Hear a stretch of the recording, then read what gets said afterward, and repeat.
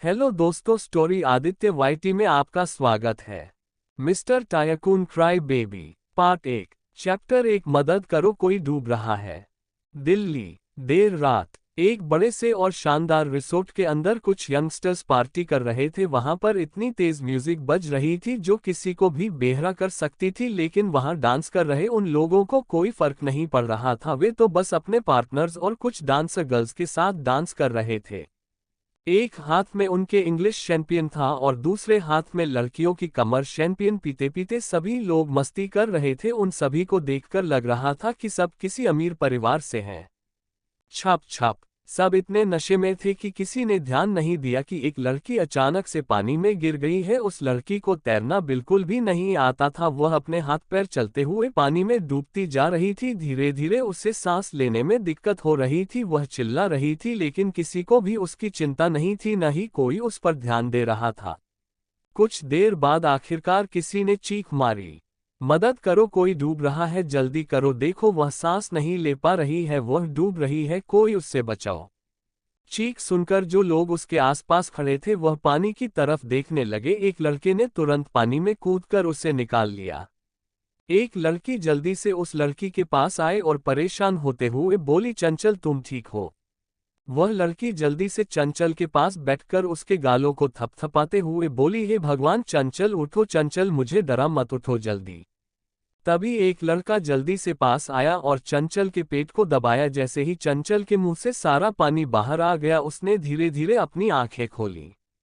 ये देखकर कि वह ठीक है, कुछ लोगों ने राहत की सांस ली। कुछ लोग उसे बहुत ही किस्मत वाली मान रहे थे, क्योंकि अगर थोड़ी और देर हो जाती तो चंचल मर चुकी होती। चंचल को अपनी बॉडी में बहुत ज्यादा पेन हो रहा था। उसका सर दर्द से फटा जा रहा था, जिससे उसकी आंखों से आंसू गिरने लगे।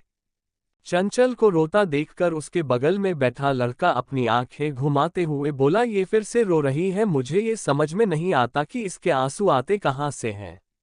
ये सुनकर चंचल की बड़ी बहन, जिसका नाम स्नेहा था, अपने खूबसूरत चेहरे पर उदासी लिए उस लड़के से बोली, राजा आप ऐसा कैसे कर सकते हैं, चंचल मेरी छोटी बहन है। जिस लड़के ने चंचल के बारे में ऐसा बोला था उसका नाम राज था। वह चंचल का मंगेतर था, लेकिन अब वे अलग हो चुके थे।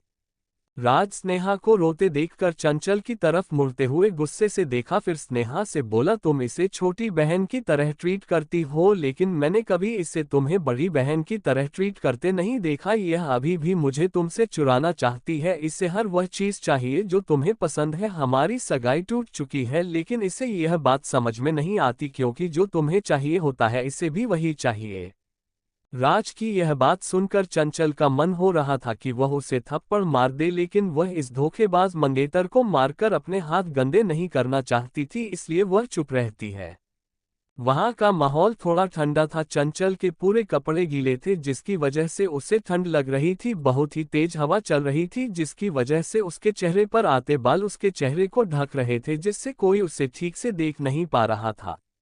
चंचल ने जैसे ही अपने बालों को कान के पीछे किया और नजर उठाकर सभी को देखा, चांद की रोशनी में उसकी नीली आंखें और सफेद चेहरा किसी फूल की तरह खिल रहा था। उसके लंबे काले घने बालों की कुछ लतें उसके चेहरे से चिपके हुए थे, जो उसे और भी खूबसूरत और आकर्षक बना रहे थे।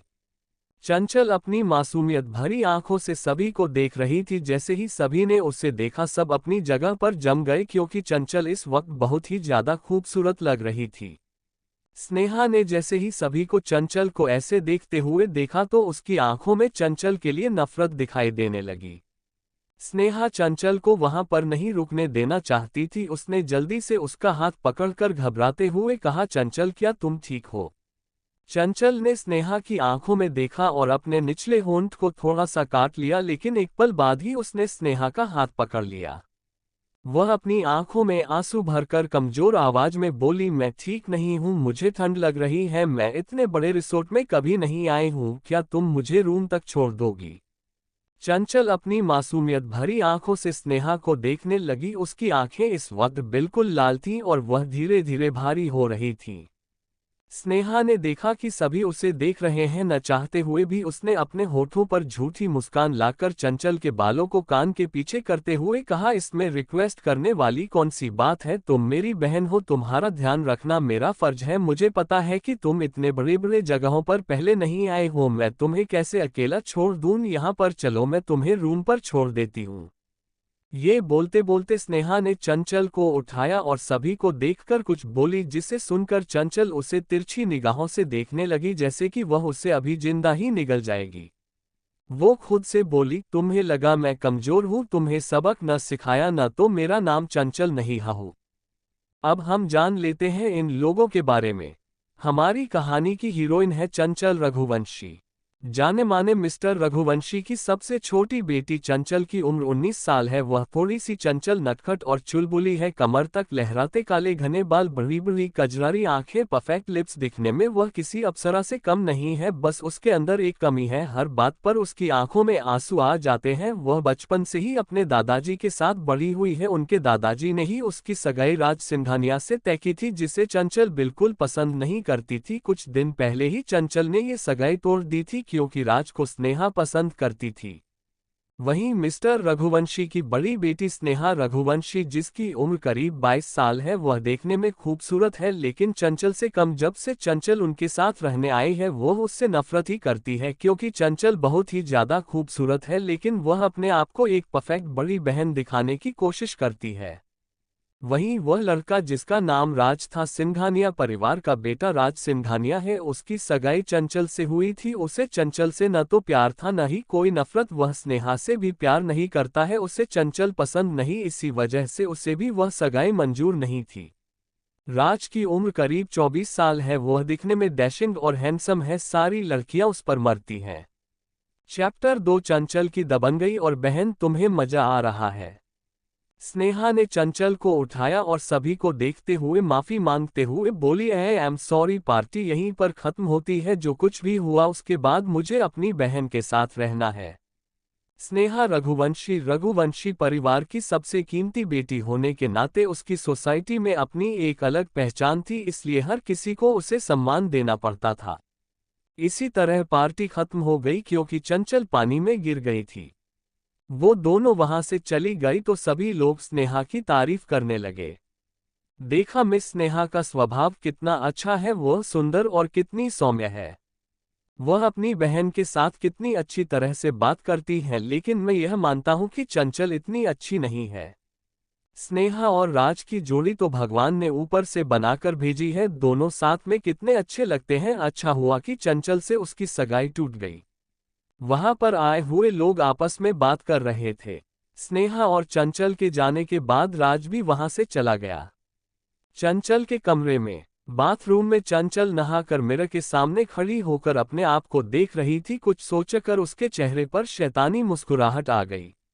वह चिल्लाकर गेट की तरफ देखकर बोली, बहन मैं कपड़े लाना भूल गई हूं, क्या तुम मुझे मेरे कपड़े लाकर दोगी?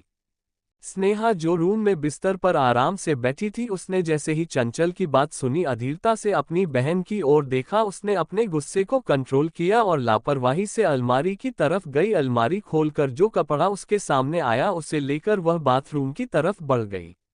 बाथरूम का गेट खुला हुआ था। वह अंदर गई और देखा कि पूरे बाथरूम में चंचल कहीं भी नहीं थी। ये देखकर वह हैरान रह गई और इधर उधर देखने लगी। वह अब आवाज लगाकर बोली, चंचल। तभी अचानक चंचल उसके पीछे जाकर उसके कान में धीरे से बोली, हाँ मैं यही हूं। इतना बोलते ही उसने स्नेहा के बालों को बड़ी बेरहमी से पकड़ लिया। बाथटब के पास ले जाकर तुरंत ही उसके चेहरे को पानी से भरे बाथटब में डाल दिया। ये सब इतना अचानक हुआ कि स्नेहा को समझ में नहीं आया। जैसे ही उसका चेहरा पानी में गया, वह अपने आप को छुड़ाने के लिए हाथ पैर मारने लगी। मदद करो। इतनी देर पानी में डूबे रहने से स्नेहा के मुंह और नाक में पानी चला गया था। वह बहुत ही बुरी तरह से छटपटा रही थी, लेकिन चंचल ने उसके बालों को बहुत ही मजबूती से पकड़ा हुआ था, इतनी मजबूती से कि स्नेहा को लग रहा था कि उसका सिर उखड़ जाएगा। धीरे धीरे उसकी सांस रुक रही थी। घुटन की वजह से उसे लग रहा था कि जैसे उसकी जान जाने वाली है। उसने फिर से एक बार कोशिश की चंचल के हाथों को पकड़ने की, लेकिन वह नहीं कर पाई। जैसे ही वह बेहोश होने वाली थी, चंचल ने उसके चेहरे को पानी से बाहर निकाला। जैसे ही चंचल ने स्नेहा को पानी से निकाला वह लंबी लंबी सांसें लेने लगी, उसकी आंखों की पुतलियां बड़ी हो गई थीं। स्नेहा अभी सांस ही ले रही थी कि चंचल ने फिर से उसका सिर पानी में डुबो दिया। उसने ये हरकत 2-3 बार की। स्नेहा को लग रहा था कि जैसे चंचल के अंदर कोई राक्षस आ गया है। स्नेहा की हालत देखकर चंचल के आकर्षक चेहरे पर एक मुस्कान थी, उसके गालों में डिंपल पड़ रहे थे। उसने बेफिक्री से अपनी आंखें नीचे कर लीं और देखा कि स्नेहा की जैसे ही सांस रुकने वाली है वह अपने चेहरे पर मासूमियत लाकर स्नेहा को देखने लगी। क्या तुम्हें मजा आ रहा है बहन? चंचल ने हंसते हुए अपना सिर नीचे झुकाया और स्नेहा को पानी से बाहर खींचकर बोली। चंचल की यह बात सुनकर स्नेहा के दिल में नफरत भर गई, उसकी आंखों में अनजाने आंसू आ गए। उसने अपनी नजरें घुमाकर चंचल की चमकती हुई आंखों में देखा और चिल्लाकर बोली, यू। चंचल ने स्नेहा के सिर को पकड़ा और उसके बालों को पीछे की तरफ खींच लिया, जिससे स्नेहा का सिर ऊपर की तरफ उठ गया। चंचल ने दूसरे हाथ से उसके दोनों गालों को दबाते हुए प्यार से कहा, बहन तुम कुछ बोल क्यों नहीं रही हो? क्या तुम्हें अच्छा नहीं लगा? तुम्हें याद है तुमने पहले मेरे साथ क्या मजाक किया था? चंचल ने धीरे से कहा, मैं ऐसे ही तड़पती थी, ऐसे ही मुझे सांस लेने में दिक्कत हो रही थी और उस पल को मैं कभी नहीं भूल पाऊंगी। स्नेहा जो अभी अपने सांसों को कंट्रोल नहीं कर पाई थी, चंचल की बात सुनकर एक पल के लिए घबरा गई, लेकिन उसने चंचल की आंखों में देखा और यह मानने से इनकार कर दिया कि उसने कुछ भी गलत किया है। वह सिर्फ एक मजाक था, इसके अलावा कुछ नहीं। चंचल, तुमने अपना दिमाग खो दिया है क्या? तुम मेरे साथ ऐसा कैसे कर सकती हो? मैंने ऐसा कुछ भी नहीं किया तुम्हारे साथ, तुम्हें ही कोई गलतफहमी हुई होगी। स्नेहा अपने आप को डिफेंड करते हुए बोली और चंचल को मरने के लिए आगे बढ़ी। उससे पहले ही चंचल ने उसके गाल पर एक जोरदार थप्पड़ मारा, जिससे वह जमीन पर गिर गई। उसका चेहरा एक साथ झुक गया और थप्पड़ इतनी तेज था कि उसके कानों में भी सुनाई देना बंद हो गया। थप्पड़ मारने के बाद चंचल ने अपना हाथ झाड़ा और झुकते हुए उसके गालों को दबाते हुए बोली, इसे एक रिटर्न समझ लो, याद रखो मैंने तुम्हारी जान बख्शी है और दोबारा मेरे साथ ऐसा करने की कोशिश मत करना। तुम लोगों ने मुझे बहुत कमजोर समझ लिया, लेकिन अब नहीं, अब तुम लोग मेरा वह रूप देखोगे जिसे देखते ही तुम्हारी रूह कांप जाएगी और तुम्हारे उस सो कॉल्ड मंगेतर की भी। स्नेहा ने अपनी जलती हुई निगाहों से चंचल को देखा। वह ऐसा देख रही थी जैसे कि वह चंचल के सीने में छेद कर देगी। उसके गुस्से से मुट्ठियां कस गईं और वह दांत पीसते हुए खुद से बोली, मैं तुम्हें नहीं छोड़ूंगी। चंचल बड़े ही घमंड से बाथरूम से बाहर आए। बाहर आते ही उसके चेहरे के हाव भाव बदल गए। उसने अपनी आंखों को झपकाते हुए होठों का पाउट बनाकर बोली, उस चुड़ैल को मारते मारते मेरा हाथ किसी तरह से दर्द हो रहा है। उसकी नीली आंखों में जो आंसू भर आए थे वह उसके गालों पर लुढ़क गए। उसकी नाजुक स्किन एकदम लाल पड़ गई थी और उसे दर्द भी हो रहा था। उसके दादाजी ने उसे बहुत ही नाजी से पाला था, लेकिन यहाँ आते ही उसे बहुत कुछ सहना पड़ा। उसे एक छोटे से भी खरोच आ जाती थी तो उसके दादाजी पूरे घर को सर पर उठा लेते थे। वही हाल चंचल का भी था। उसे थोड़ी सी भी चोट लगती थी तो उसकी आंखों में आंसू झरने की तरह बहने लगते थे। उसने अपने हाथों पर फूंक मारी और अपने आंसू पोंछते हुए बोली, अब मुझे भूख लगी है, अब मुझे खाना भी ढूंढने जाना पड़ेगा। वह ऊपर की तरफ देखकर भगवान से शिकायत करते हुए बोली, भगवान जी आप इस मासूम सी बच्ची पर कितने जुल्म करोगे, कोई मुझे शांति से रहने नहीं देता है। चंचल के जान पहचान का यहाँ कोई नहीं था, स्नेहा ही उसे अपने साथ लेकर आई थी। चंचल कभी भी रघुवंशी परिवार की इम्पोर्टेंट नहीं रही थी और उसे हमेशा यहाँ परेशान किया जाता था। कपड़े बदलने के बाद चंचल रूम से बाहर चली गई। ये रिजॉर्ट बहुत ही सुंदर और खूबसूरत था। ये थोड़े से सिटी के बॉर्डर से कुछ दूर पर था और आसपास हरियाली और पहाड़ियाँ थीं। खाने पीने का इंतजाम वही रिजॉर्ट के हाल में किया गया था, लेकिन चंचल का वहां जाने का बिल्कुल मन नहीं हो रहा था। वह रिजॉर्ट के पिछले गेट से बाहर निकली। आसमान चांद की रोशनी से जगमगा रहा था और वह हरियाली वाले एरिया की तरफ जा रही थी। उसे यह एहसास भी नहीं हुआ कि वह रिजॉर्ट से दूर होती जा रही है। चंचल ने देखा कि उसके आसपास की रोशनी अब कम हो रही थी। उससे एहसास हुआ कि जहां वह आई थी वहां की तुलना में ये जगह बहुत शांत और हरी भरी थी। अब उसे थोड़ा सा डर लगने लगा था। वह इधर उधर देखते हुए अपने कदम आगे बढ़ा रही थी, तभी उसका सिर किसी हार्ड चीज से टकरा गया, जिससे उसके मुंह से चीख निकल गई। चैप्टर 3 अनोखी मुलाकात और हैंडसम हनी। चंचल इधर उधर देखती हुई चल रही थी, उसका ध्यान बिल्कुल भी नहीं था जिसकी वजह से वह हर चीज से टकरा रही थी। एक चीख के साथ टकराते ही वह तुरंत जमीन पर गिर गई। जमीन पर गिरने की वजह से उसे चोट लग गई और सिर में दर्द होने लगा जिससे उसकी आंखों में आंसू आ गए। वह अपने सर को सहलाते हुए रोने लगी। उसने अपने आंसुओं को कंट्रोल करने की कोशिश की लेकिन उसे सच में बहुत ही ज्यादा दर्द हो रहा था। वहीं दो जोड़ी आंखें उसे बहुत शिद्दत के साथ घूर रही थी। वो अपने हाथ बांधे इस लड़की को देख रहा था जो सामने देखकर नहीं चल रही थी और उससे टकरा गई थी। अब ऐसे रो रही थी जैसे उसका सिर पत्थर से टकरा गया हो। चंचल के रोने की वजह से उस इंसान का दिमाग खराब हो रहा था। उसे इतना शोर बिल्कुल भी पसंद नहीं था। उसने अपनी नजरें घुमाकर थोड़ी दूर खड़े अपने असिस्टेंट को देखा जो हैरान होकर इस लड़की को देख रहा था। उसने गुस्से से अपने दांत पीसते हुए कहा, इसे यहां से बाहर निकालो। वह असिस्टेंट जो एकटक चंचल को देख रहा था उसकी जान की भीख मांग रहा था क्योंकि वह ऐसे इलाके में आ गई थी जहां किसी का आना मना था। अगर गलती से कोई आ भी जाए तो वह वापस नहीं जा पाता था। वह भगवान से प्रार्थना कर रहा था तभी उसके कानों में अपने बॉस की खतरनाक आवाज पड़ी। वह जल्दी से होश में आया और अपने बॉस की तरफ देखकर तुरंत ही हाँ मिलाते हुए बोला, यस बॉस। वहीं चंचल जो गला फाड़ कर रो रही थी उसके कानों में जैसे ही उस शख्स की आवाज पड़ी वह चुप हो गई और अपना सिर उठाकर सामने खड़े हैंडसम लड़के को देखने लगी। वह इतना खूबसूरत और हैंडसम था कि चंचल का मुंह खुला का खुला रह गया। वह अपनी आंखों को बार बार झपकाते हुए उस लड़के के चेहरे को देख रही थी। सामने खड़ा लड़का कोई और नहीं, दुनिया का नंबर 1 बिजनेसमैन विधांश सिंह राजवंश था। 29 साल का खूबसूरत और हैंडसम लड़का। उसकी पर्सनैलिटी इतनी आकर्षक थी कि कोई भी उसमें खो जाए। काली आंखों, जेल से सैड बाल और चेहरे पर हल्की हल्की बियर्ड में वह और भी हैंडसम लग रहा था। उसने इस वक्त 3 पीस सूट पहना हुआ था और ऊपर से एक ओवरकोट डाला हुआ था जिससे उसकी पर्सनैलिटी और उभर कर आ रही थी। लेकिन उसका ऑरा इतना खतरनाक था कि आसपास का माहौल एकदम ठंडा था। वह अपने असिस्टेंट को देखकर वहां से जाने लगा। ये देखकर चंचल ने फिर से रोना शुरू कर दिया जिससे विधांश के कदम वहीं रुक गए। उसने पीछे मुड़कर खूबसूरत चंचल को देखा। एक पल के लिए तो वह भी खो गया था लेकिन उसकी पर्सनैलिटी को यह सूट नहीं करता था कि वह किसी लड़की के जाल में फंस जाए। उसने फिर से चंचल को इग्नोर किया और मुड़कर जाने लगा लेकिन उसके कदम रुके। उसे महसूस हुआ कि जैसे कोई उसका ओवरकोट खींच रहा है। उसने नीचे देखा तो चंचल जमीन पर बैठी उसके ओवरकोट के किनारे को पकड़े हुए थी ताकि वह वहां से न जा सके। विधांश ने उस छोटी सी लड़की को देखा। चांद की रोशनी में वह बहुत ही ज्यादा खूबसूरत लग रही थी। रोने की वजह से उसकी नीली आंखें एकदम चमक रही थीं और उसकी नाक और गाल बिल्कुल लाल हो गए थे। उसकी नीली आंखों में विधांश खो ही गया था। वह अपनी रौबदार आवाज में बोला, जाने दो इसे। उसके असिस्टेंट ने जैसे ही विधांश की बात सुनी उसे लगा उसके कान में खराबी आ गई। उसने अपने कान में उंगली डालकर घुमाई। उसे विश्वास नहीं हो रहा था कि उसने क्या सुन लिया। उसका बेदर्द बॉस किसी को यहां से जिंदा जाने दे रहा है।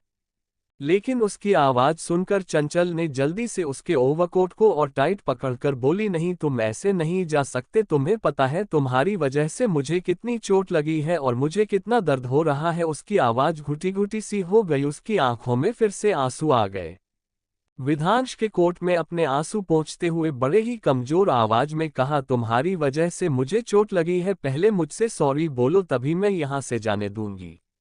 उसकी यह बात सुनकर विधांश ने अपनी नजर नीचे की और चंचल के लाल पड़े माथे को देखा। ये देखकर उसके चेहरे पर मुस्कान आ गई। क्या सच में ये लड़की इतनी नाजुक है कि उसके टकराने की वजह से उसके माथे पर चोट लग गई। वहीं उसके असिस्टेंट ने जैसे ही यह बात सुनी उसे महसूस हो रहा था कि जैसे उसके घुटने कमजोर पड़ गए हैं। उसने अपनी नजरें उठाकर उस जिद्दी लड़की को देखा और मन ही मन बोला, हे भगवान, ये नाजुक लड़की कौन है जो प्रेसिडेंट को रोक रही है और उनसे ही माफी मांगने के लिए कह रही है। वह अपनी कामकाजी आवाज में चंचल से बोला, देखिए मिस, आप बहुत ही खूबसूरत हैं। आपकी आवाज नाजुक और कोमल है लेकिन मेरे प्रेसिडेंट आपसे बिल्कुल अलग हैं। वह बहुत ही ज्यादा कठोर और हार्टलेस इंसान है। आपको लगता है कि वो आपसे माफी मांगेंगे? यह उनकी पर्सनैलिटी को सूट नहीं करता है। प्लीज उन्हें जाने दीजिए। वही असिस्टेंट की बात सुनकर चंचल ने घूरकर उसे देश और विधांश के कोट को और भी टाइट पकड़ लिया। असिस्टेंट को देखकर बोली, मैं तुमसे बात नहीं कर रही हूँ, मैं अपने हैंडसम हनी से बात कर रही हूँ, तुम्हें अपनी नाक बीच में घुसाने की जरूरत नहीं है। अब तो असिस्टेंट को जैसे हॉट अटैक आने वाला था। वह लाचारी भरी नजरों से चंचल को देख रहा था, क्योंकि उसे पता था कि अब उसका बॉस इस लड़की के साथ पता नहीं क्या करेगा। वह शांति से 2 कदम पीछे होकर खड़ा हो गया और अपने बॉस के एक्शन का इंतजार करने लगा। उसके मुंह से हैंडसम हनी सुनकर विधांश के भाव अजीब हो गए। चंचल अपना चेहरा ऊपर कर अपनी आंखों को बार बार झपकते हुए बोली, देखो कैसे मुझे ये बुली कर रहे हैं, आप इन्हें अच्छे से पनिशमेंट देना ताकि चंचल को बिल्कुल परेशान ना करें, वरना मैं इनके हाथ पैर तोड़ दूंगी। फिर यह मत कहना कि मैंने वार्निंग नहीं दी थी, मुझे ये जूडो कराटे और मार्शल आर्ट्स आते हैं।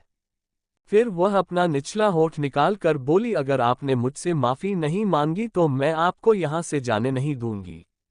असिस्टेंट को अब अपने बॉस के ऊपर हंसी आ रही थी, क्योंकि आज तक किसी ने भी उनसे इस तरह बात करने की हिम्मत नहीं की थी, और ये लड़की तो सीधा उनसे माफी मांगने के लिए कह रही है। वहीं विधांश ने उसे घूरकर देखा, जिससे उसकी हंसी एकदम गायब हो गई। अचानक उसे अपनी रीढ़ की हड्डी अकड़ती हुई महसूस हुई और आसपास का तापमान कम होता महसूस हुआ। उसने तुरंत ही अपने मुंह पर हाथ रख लिया। वह तुरंत ही अपना सिर झुकाकर बोला, सॉरी सर, मैं अभी निकलता हूं। असिस्टेंट तुरंत ही आगे बढ़ा और चंचल के पास जाकर उसके गर्दन से ड्रेस को पकड़कर उसे एक डॉगी के बच्चे की तरह उठाने लगा। चंचल जो नाजुक सी गुड़िया थी, उसके उठाने से हवा में झूल गई। चैप्टर 4 हैंडसम हनी, हम फिर मिलेंगे। असिस्टेंट ने सुंदर सी नाजुक लड़की को देखा। चंचल सच में बहुत ही ज्यादा हल्की थी। असिस्टेंट को लग रहा था कि कहीं ये उसके हाथों से छूट न जाए। जैसे ही उसने चंचल को पकड़ा और मुड़ने वाला था, एक चीख की आवाज के साथ वह नीचे पड़ा हुआ था। बेचारा अपनी कमर पर हाथ रखकर दर्द से कराह रहा था। उसने जब चंचल को उठाया तो उसने अपना एक हाथ घुमाकर उस असिस्टेंट के पेट में मुक्का मारा। वह मुक्का इतना तेज था कि वह संभल नहीं पाया और नीचे गिर गया। असिस्टेंट अवाक सा चंचल को देख रहा था। उससे लग रहा था कि जैसे चंचल के अंदर कोई आत्मा घुस गई हो, क्योंकि इतनी नाजुक सी लड़की किसी को कैसे इतनी तेज से मार सकती है, वह भी इतने हृष्ट-पुष्ट इंसान को। असिस्टेंट की पर्सनैलिटी भी वेदांश से कम नहीं थी। उसका नाम कियान रायचंद्र था। उसकी उम्र 28 साल थी। दिखने में हैंडसम और चार्मिंग था। उसकी पर्सनैलिटी एक आर्मी ऑफिसर की तरह लग रही थी। चंचल अपना हाथ झाड़ते हुए खड़ी हुई। उसकी आंखें एकदम लाल थीं और आंसू बह रहे थे। उसने कियान को देखा जो नीचे पड़ा हुआ था। उसे गुस्से में देखकर अपनी कमर पर हाथ रखकर बोली, यह मेरे और हैंडसम हनी के बीच की बात है, तुम्हें बोलने की जरूरत नहीं थी। चंचल विधांश की तरफ मुड़ी। उसके ओवरकोट की स्लीव्स पकड़कर हिलाते हुए बच्चों की तरह होठों का पाउट बनाकर बोली, जल्दी से माफी मांगो, मुझे अभी खाना खाने जाना है। चंचल की बात सुन वेदांश के होठों के कोने मुड़ गए। वह अपने हाथ में लिए मोतियों की ब्रेसलेट के साथ खेलते हुए ठंडी हवा में बोला, अगर मैं ऐसा ना करूं तो। उसकी बात सुनकर चंचल ने अपना सर उठाकर देखा। यह आदमी सच में बहुत ज्यादा लंबा था। चंचल उसके सीने तक ही आ रही थी। चंचल ने अपने आप को ऊपर से नीचे देखा, फिर विधांश को देखा। उसका मुंह बन गया था। विधांश की तरफ देखकर उसकी काली आंखों में वो खो ही गई थी। वेदांश के हैंडसम चेहरे पर मरमिटी थी। चंचल मुंह खोले विधांश को देख रही थी और उसने अनजाने में ही अपनी कलाई पर लाल तिल को छू लिया। केवल वे लोग ही जानते थे जो उसके बहुत ही करीब थे। वह ऐसा तब करती है जब उसे कोई चीज पसंद आती है और उसे वह चाहिए। चंचल को देखकर विधांश ने अपना सिर हिलाया और उसे देखकर बोला, अगर तुम्हें कुछ नहीं कहना मैं जा रहा हूं। ये कहकर वह जाने के लिए मुड़ा। चंचल जल्दी से होश में आई। उसने विधांश को पकड़ा और उसकी टाई को पकड़कर खींच लिया, जिससे विधांश उसकी ओर झुक गया।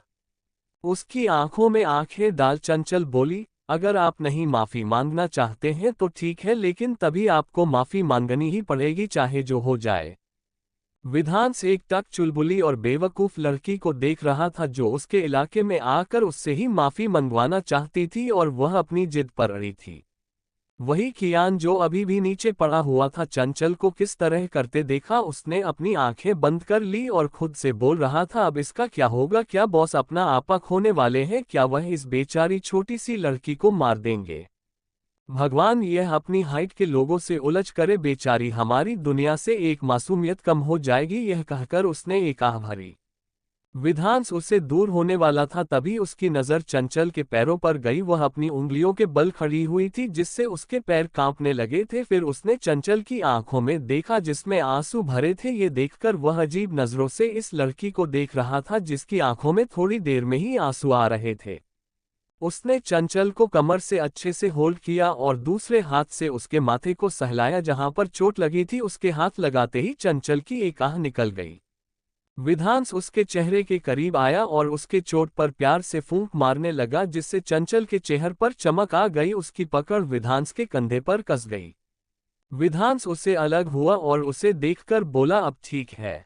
चंचल अपने होठों पर मुस्कान लाते हुए बोली, अब ठीक है, अब मुझे दर्द नहीं हो रहा है। ये कहकर उसने विधांस को छोड़ दिया और अपने माथे को टच करने लगी। विधांस ने अपनी गहरी आंखों से उसे देखा और पीछे मुड़कर जाने लगा। वह कुछ दूरी चला था कि उसके कानों में चंचल की आवाज पड़ी जो कह रही थी, हैंडसम हनी, मेरा नाम चंचल है और मुझे याद रखना भूलना मत, हम दोबारा फिर से मिलेंगे। यह आवाज सुनकर भी विधांस नहीं रुका। वहीं कियान जो उसके पीछे चल रहा था उसके एक कदम लड़खड़ा गए।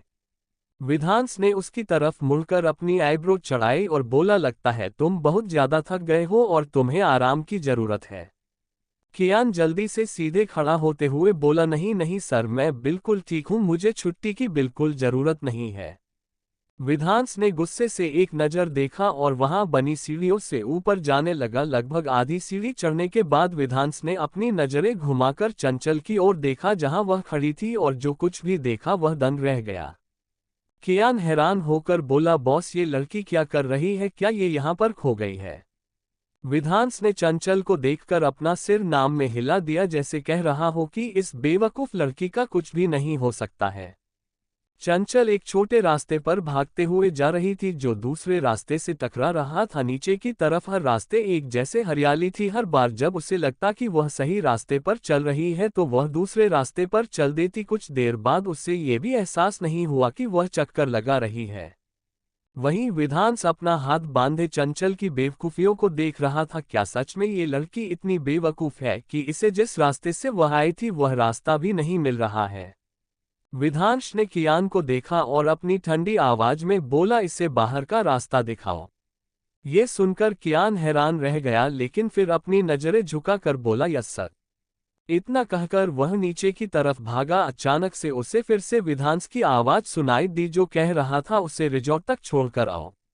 जिस तरह से चंचल यहाँ पर भटक रही थी उसे यकीन था कि अगर वह इस इलाके से उसे बाहर भी छोड़ देता तो वह रिजॉर्ट तक अकेले बिल्कुल नहीं पहुंच पाती। वहीं चंचल को गुस्सा आने लगा था। बेचारी चलते चलते थक गई थी, ऊपर से उसे बहुत जोर की भूख लगी थी। वह एक जगह रुककर वहीं जमीन पर बैठ गई। आंखों के आंसू को हाथों से पोंछते हुए वह बड़बड़ाते हुए बोली, हैंडसम हनी बहुत दुष्ट है, ये छोटी सी लड़की को ऐसा छोड़कर चले गए। यह नहीं कि उससे खाने के लिए पूछ ले, अगली बार मिले ना हो तो उन्हें अच्छे से बताऊंगी मैं। वह विधांस को कोस रही थी तभी उसे कान में किसी की आवाज पड़ी। उसकी बात समझकर चंचल के होठों पर मुस्कुराहट आ गई। चैप्टर 5 चंचल पागल हो गई है। विधांस के ऑर्डर देने पर कियान सीढ़ियों से नीचे उतरते हुए सोच रहा था कि बॉस ने उसे लड़के से ही बहुत ही शांति से बात की। जब उस लड़की ने बॉस से माफी मांगने के लिए कहा था तब भी बॉस ने गुस्सा नहीं किया और अब उसे रेस्टोरेंट तक छोड़ने के लिए भी कह रहे हैं। क्या इसका मतलब है कि बॉस को रोने वाले बच्चे पसंद हैं? किसने सोचा होगा कि बॉस को ये लड़की पसंद आ गई? कियान सीढ़ियों से नीचे पहुंचा। उसने चंचल को देखा जो अभी भी गोल गोल घूम रही थी। जब उसके पास से गुजरे तो उसे देखकर बोला, मिस चंचल, बॉस ने मुझे आपको रेस्टोरेंट तक छोड़ने के लिए कहा है। अगर आपका मन हो तो मेरे साथ चल सकती हैं, वरना ऐसे ही घूमते रहिए रात भर।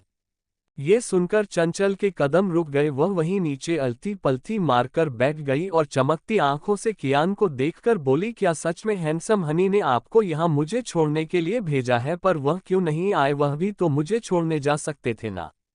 चंचल ने अपना चेहरा उठाकर सीढ़ियों के ऊपर देखा तो वहां पर अंधेरा था लेकिन उसे एक परछाई दिख रही थी। वह अपने हाथ हिलाते हुए तेज आवाज में बोली, बाय बाय हैंडसम हनी, फिर मिलेंगे।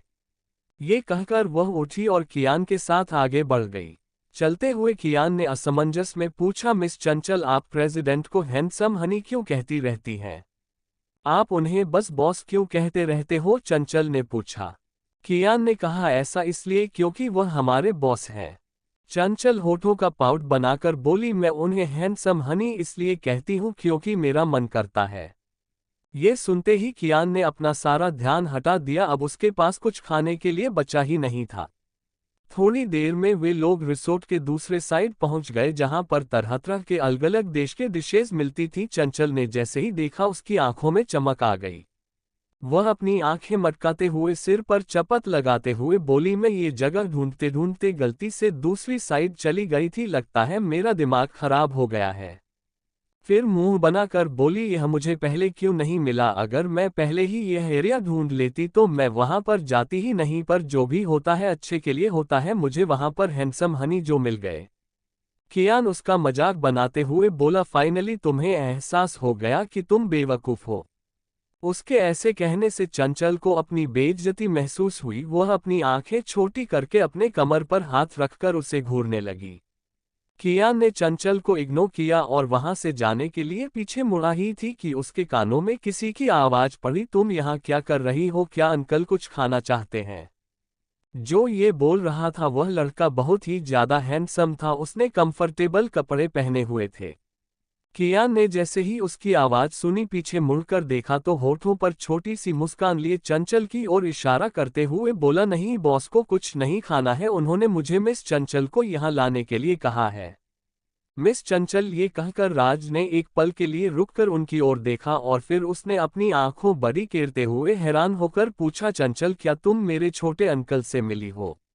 जी हाँ, यह और कोई नहीं राज सिंघानिया और विधांश इसका अंकल है।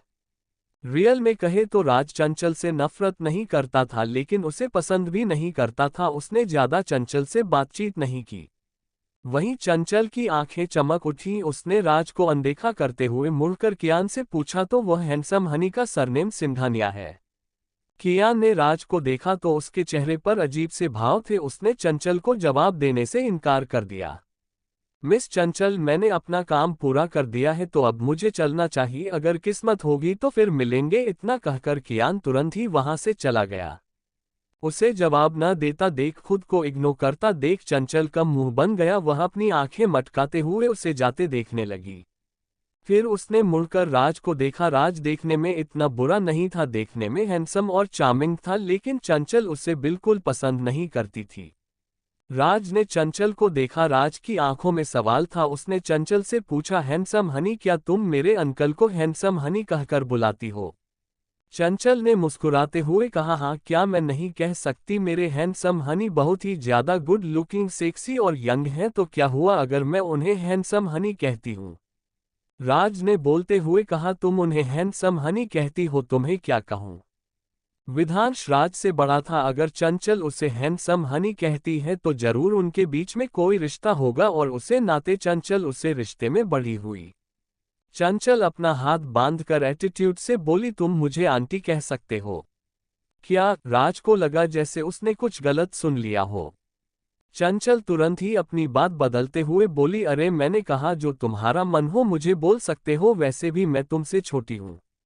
उसने राज को इग्नोर किया और उसे वहीं पर छोड़कर रेस्टोरेंट के अंदर गई और एक अच्छी सी जगह देखकर तुरंत वहां पर बैठ गई और खुशी खुशी उसने वेटर को बुलाया और ढेर सारे ऑर्डर दे दिया।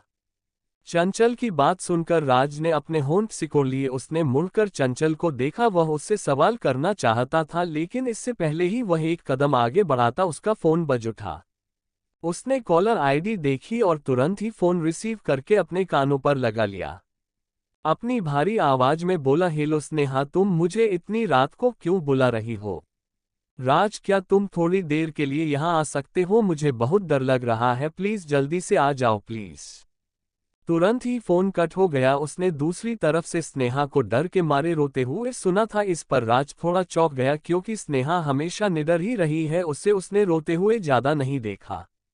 जरूर कुछ हुआ होगा। वह जल्दी से उसके रूम की तरह भागते भागते बोला, मेरा इंतजार करो, मैं अभी आता हूँ।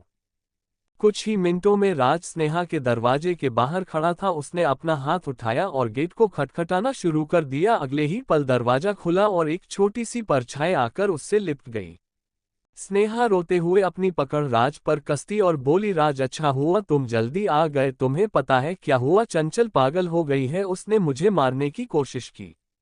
चंचल को इस बात का बिल्कुल भी अंदाजा नहीं था कि स्नेहा उसके पीठ पीछे उसकी कितनी इंसल्ट करती है। अगर उसे यह पता भी होता तो उसको कोई फर्क नहीं पड़ता, बल्कि उसे ऐसा होते देख खुशी होती। वहीं दूसरी तरफ चंचल ने पेट भर के खाना खाया। खाना खाने के बाद उसे बहुत ही अच्छा लग रहा था। वह वापस लौटी और रिजॉर्ट के मैनेजर से एक नया कमरा लिया और रात भर बड़े आराम से सोई। अगले दिन बहुत ही सुहाना दिन था और आज सभी लोग वापस घर लौट रहे थे। चंचल उठी और बाथरूम में चली गई। थोड़ी देर बाद वापस आई तो उसने इस वक्त बाथरूम रोब पहना हुआ था और अपने लंबे गीले बालों को टॉवल से सुखा रही थी। शावर लेने की वजह से उसकी गोरी त्वचा एकदम पिंक हो गई थी। वह इस वक्त देखने में बहुत ही ज्यादा हॉट लग रही थी। उसने अपने बाल सुखाए और जल्दी से तैयार हो गई। उसने बेबी पिंक कलर की ड्रेस पहनी और पैरों में वाइट कलर के शूज और अपने बालों की हाफ पोनीटेल बना ली। वह इस वक्त बहुत ही ज्यादा क्यूट लग रही थी। उसने अपना सामान पैक किया और रूम से निकलकर रिजॉर्ट के हॉल में आ गई। स्नेहा ने जैसे ही चंचल को देखा उसकी आंखों में डर दिखने लगा। उसके सामने कल रात का सीन चलने लगा जब चंचल ने उसे पानी में डूबा दिया था। उसने तुरंत राज का हाथ पकड़ लिया। स्नेहा को ऐसे रिएक्ट करता देखा चंचल के होठों पर एक रहस्यमयी मुस्कान आ गई। फिर वह अपने चेहरे पर दुनिया भर की मासूमियत लाते हुए अपना हाथ हिलाकर बोली, बहन गुड मॉर्निंग। उसने अपना सामान नीचे रखा और स्नेहा के सामने जाकर बैठ गई। फिर उसने वेटर से एक कॉफी मंगवाए और अपना सिर अपने हाथों पर टिकाकर स्नेहा से बोली, बहन तुम ठीक नहीं लग रही हो, क्या तुम्हारी तबीयत खराब है? इतना कहकर चंचल दुनिया भर की चिंता अपने चेहरे पर लिए उसे देखने लगी। स्नेहा ने अपनी धीमी आवाज में राज का नाम पुकारा और उसकी आस्तीन को खींचने लगी। राज ने अपनी आंखें सिकुड़ ली। उसने चंचल को देखा। चंचल उसे नॉर्मल ही लग रही थी। उसे ऐसा नहीं लग रहा था कि चंचल ने स्नेहा के साथ कुछ किया होगा, लेकिन स्नेहा ने उसे बताया था कि चंचल उसे मारना चाहती है। वह ये सोच रहा था कि क्या चंचल ऐसा कर सकती है। राज को स्नेहा की बात पर पूरा यकीन नहीं था। उसने एक नज़र स्नेहा को देखा जो चंचल से डर रही थी। फिर उसने दूसरी साइड बैठी चंचल को देखा और सख्त आवाज में बोला, चंचल क्या तुम्हें लगता है कि तुम स्नेहा को मार दोगी और तुम्हारा परिवार तुम पर ध्यान देगा? ये सपना देखना बंद करो। अगर स्नेहा नहीं रहेगी तो भी अंकल और आंटी तुम्हें पसंद नहीं करेंगे। राज की बातें सुनकर चंचल को बहुत गुस्सा आ रहा था। उसने अपने गुस्से को कंट्रोल किया और अपने चेहरे पर उदासी के भाव लाते हुए स्नेहा से बोली, बहन क्या तुम मेरे बारे में ऐसा सोचती हो? क्या तुमने सबको बताया कि मैं तुम्हें मारने और तुम्हारी जगह लेने की कोशिश कर रही हूँ? इससे मुझे क्या फायदा होगा? अगर ऐसा है तो क्या मैं भी यह कह सकती हूँ कि कल रात तुमने मुझे पानी में धक्का दिया था? क्योंकि चंचल को आगे की बात सुनकर स्नेहा घबरा गई और तुरंत जल्दी से बोली। Chapter 6 I don't like little kids. Raj की बात सुनकर चंचल उसे अजीब नज़र से देखने लगी। फिर स्नेहा की तरफ देखकर बड़ी ही मासूमियत से बोली, बहन क्या तुम मेरे बारे में ऐसा ही सोचती हो? क्या तुमने सबको बताया कि मैंने तुम्हें मरने और तुम्हारी जगह लेने की कोशिश की है? इससे मुझे क्या फ़ायदा होगा? अगर ऐसा है तो क्या मैं भी कह सकती हूँ कि कल रात पुल में गिर गई क्योंकि तुमने मुझे धक्का दिया था? चंचल तुम मेरे बारे में ऐसा कैसे सोच सकती हो? स्नेहा घबराते हुए बड़े गुस्से में चंचल से बोली। उसे डरता देखो। चंचल अपनी चमकती आंखों से उसे देखने लगी। उसकी आंखें इस वक्त बहुत ही ज्यादा खूबसूरत और गहरी थी। कोई इस वक्त उसकी आंखों में देखे तो देखता ही रह जाए। बहन अगर तुम कह सकती हो कि मैंने तुम्हें मारने की कोशिश की है तो मैं क्यों नहीं कह सकती? स्नेहा जो घबरा रही थी उसने अपने आप को रिलैक्स किया। चेहरे पर उसके कोई एक्सप्रेशन नहीं थे, लेकिन उसकी उंगलियां कांप रही थी जिससे पता चल रहा था कि वह कितनी डरी हुई और घबराई हुई है। वहीं राज कंफ्यूजन में कभी चंचल को देखता था तो कभी स्नेहा को। वह तो दोनों के बीच में फंसा हुआ था। उसे स्नेहा पर विश्वास था। हालांकि स्नेहा ने कहा था कि चंचल ने उसे मारने की कोशिश की थी, लेकिन उसके पास कोई सबूत नहीं था। उसे समझ में नहीं आ रहा था कि वह स्नेहा पर विश्वास करे कि ना करे। जब स्नेहा की घबराहट कम हुई तो उसे एहसास हुआ कि अभी इतनी जल्दबाजी करना ठीक नहीं है, वरना वह खुद ही फंस जाएगी। लेकिन उसे चंचल को सबक सिखाना था। उसने सोचा कि जब वे घर लौटेंगे तो चंचल से निपटने का रास्ता में कोई ना कोई ढूंढ लेगी। खुद में बोली रघुवंशी परिवार की सिर्फ एक ही प्यारी बेटी है और वह सिर्फ मैं हूं। मैं चंचल को कभी भी मॉम डैड के करीब नहीं आने दूंगी। स्नेहा अपने चेहरे पर मुस्कुराहट लाकर दांत पीसते हुए बड़े ही प्यार से बोली, शायद मैंने कोई सपना देखा हूं, मुझे माफ कर दो, मैंने ऐसा नहीं कहना चाहा था। मुझे भी। ये कहकर चंचल अपनी जगह से खड़ी हुई। वह जाने के लिए मुड़ी थी कि उसके कदम रुक गए। वह स्नेहा को देखकर बोली, बहन चिंता मत करो, मैं तुमसे किसी भी चीज के लिए कंपटीशन नहीं करूंगी। देखो तुम मेरे मंगेतर के साथ कितने प्यार से पेश आ रही हूँ। क्या मैंने इसके बारे में कुछ कहा? भले ही मैंने ये सगाई तोड़ दी है, लेकिन अभी सभी की नजरों में वह मेरा मंगेतर है। अभी अनाउंस नहीं हुआ है कि हमारी सगाई टूट गई है। चंचल ने जानबूझकर मंगेतर शब्द पर जोर दिया था। चंचल दोनों को एक नज़र देखकर बड़ी ही एटीट्यूड के साथ वहां से चली गई। स्नेहा उसे जाते हुए सोच रही थी कि कोई कैसे एक दिन में ऐसे बदल सकता है। पहले तो ये हम लोगों से कुछ बोलती नहीं थी, अब हर बात का जवाब देती है। चंचल अपना सामान लेकर बाहर आए। बाहर रिजॉर्ट की गाड़ी खड़ी हुई थी। रिजॉर्ट बहुत ही बड़ा था। बाहर गेट तक आने के लिए लोगों को गाड़ी का इस्तेमाल करना पड़ता था। पार्किंग एरिया के साइड आकर उसकी गाड़ी रुकी। चंचल ने गहरी सांस ली और गाड़ी से नीचे आ गई। तभी उसे सामने एक जानी पहचानी गाड़ी दिखी, जिसे देखकर वह खुशी से उछलकर बोली, हम इतनी जल्दी मिल गए।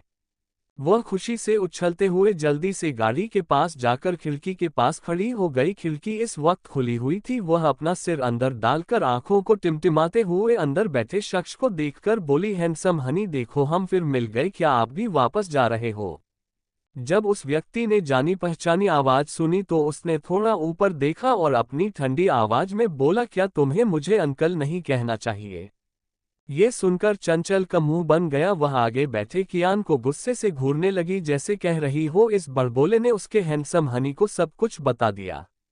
दरअसल विधांश को इतना पता था कि राज की एंगेजमेंट हुई है। ना वह राज की एंगेजमेंट में आया था, ना ही उसने कभी पता करने की कोशिश की कि उसकी फियांसे कौन है। कियान को जब पता चला तो उसने विधांश को बताया कि चंचल ही राज की फियांसे है।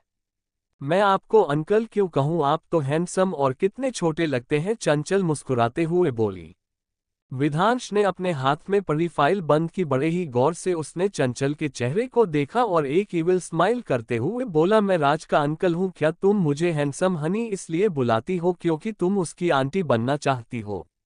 विधांश ने उसे ताना मारा था, लेकिन चंचल का रिएक्शन देखकर वह हैरान रह गया। चंचल बात सुनकर शर्मा गई थी। उसकी आंखों में एक अलग ही चमक थी। वह अपनी पलकों को बार बार झपकाते हुए शर्मा कर अपने शरीर को हिलाते हुए बोली, यह मुश्किल नहीं है, मैं आपसे शादी करने के लिए तैयार हूँ। ये सुनकर विधांश उसे अजीब नजरों से देखने लगा। वहीं कियान अपनी आंखें बड़ी करके हैरानी से बोला, मैडम क्या आपको नहीं लगता है कि यह सब बहुत जल्दी हो रहा है? विधांश ने अपने हाथ में पड़ी फाइल को सीट पर रखा और अपना हाथ उठाकर चंचल के सिर पर रखकर उसे पीछे की ओर धक्का देने लगा। चंचल जो लगभग कार के अंदर थी, उसने उसे दूर धकेल दिया और अपनी गहरी आवाज में बोला, लेकिन आई डोंट लाइक लिटिल किड्स। अपने आप को बच्चा सुनकर चंचल बहुत ही बेइज्जती महसूस कर रही थी। वह अपनी कमर पर हाथ रखकर गुस्से से बोली, आपको दिख नहीं रहा है मैं बच्ची कहाँ से लग रही हूँ? मुझे ध्यान से देखिए, मैं कितनी हॉट और सेक्सी हूँ। लोग मुझे देखते हैं तो बस देखते रह जाते हैं और आप मुझे बच्चा बोल रहे हैं। उसकी बात सुनकर विधांश अपनी भौहें चढ़ाकर उससे ऊपर से नीचे तक देखने लगा। चंचल को बहुत ही गुस्सा आ रहा था। वह गुस्से से दांत पीसते हुए खुद से बोली, भगवान जी आप मुझे थोड़ा सा बड़ा नहीं कर सकते थे? इतनी छोटी हाइट देने की क्या जरूरत थी? मुझे देखो कैसे ये बदतमीज मुझे बच्चा समझ रहा है। अरे मुझे 1 सेंटीमीटर ही और बढ़ा देते, लोग मेरा मजाक बना देते हैं। ये सब मन में बोलते हुए उसके चेहरे के एक्सप्रेशन बदलते ही जा रहे थे, जिन्हें विधांश बड़े ध्यान से नोटिस कर रहा था। चंचल ने गुस्से से विधांश को देखा और गुस्से से मुंह फुलाते हुए वहां से चली गई। उसका चेहरा इस वक्त लाल हो रहा था। वह इतने गुस्से में थी कि अगर उसके पास कोई आता तो उसे ऊपर ही पहुंचा देती। उसे इस तरह जाता देखकर कियान विधांश की तरफ देखकर बोला, बॉस क्या चंचल नाराज हो गई क्योंकि आपने उसे छोटा कहा? मुझे लगता है कि लड़कियां अपनी हाइट और एज लेकर बहुत ही ज्यादा पोसासिव होती हैं। उनकी लंबाई के बारे में कुछ नहीं कहना चाहिए। चंचल तो बहुत ही प्यारी है, वह छोटी और नाजुक है। मैं आगे के शब्द कियान के मुंह में ही रह गए। उसे अचानक से बहुत ही ठंड लगने लगी। जैसे ही उसकी नजरें विधांश से मिली उसकी रीढ़ की हड्डी कांप उठी। उसने डर के मारे अपना थूक निगल लिया और सिमटकर सीट पर बैठ गया। विधांश ने फिर से अपनी फाइल खोली। बिना नजर उठाए मोशनलेस आवाज में ऑर्डर देते हुए बोला, स्टार्ट द कार। कहीं दूसरी तरफ चंचल अपनी कार के अंदर बैठी थी और बगल में पड़े फोन को घूर रही थी। अगर कोई उसे इस समय उसके फोन की सर्च हिस्ट्री देखता तो हंस हंस के पागल हो जाता। क्या 19 साल की लड़की की हाइट बढ़ सकती है? अगर मेरा क्रश मुझे छोटे कद के कारण एक्सेप्ट ना करे तो मेरे पास कोई उम्मीद रहेगी? मैं अपनी लंबाई बढ़ाने के लिए क्या खा सकती हूँ? इन सवालों का जवाब गूगल बाबा ने दिया था। इसके बारे में सपने में मत सोचिए, अब आपकी हाइट नहीं बढ़ सकती। ये देखकर चंचल ने गुस्से के मारे सीट पर अपना फोन फेंक दिया था। वह गुस्से से फोन को घूरते हुए बोली, सब बकवास है, ये गूगल भी लगता है किसी ने हैक कर लिया है, तभी तो ऐसे ही उल्टे सीधे जवाब दे रहा है। तभी उसकी कार की खिड़की पर किसी ने नॉक किया। उसने पलट कर देखा तो सामने राज खड़ा हुआ था।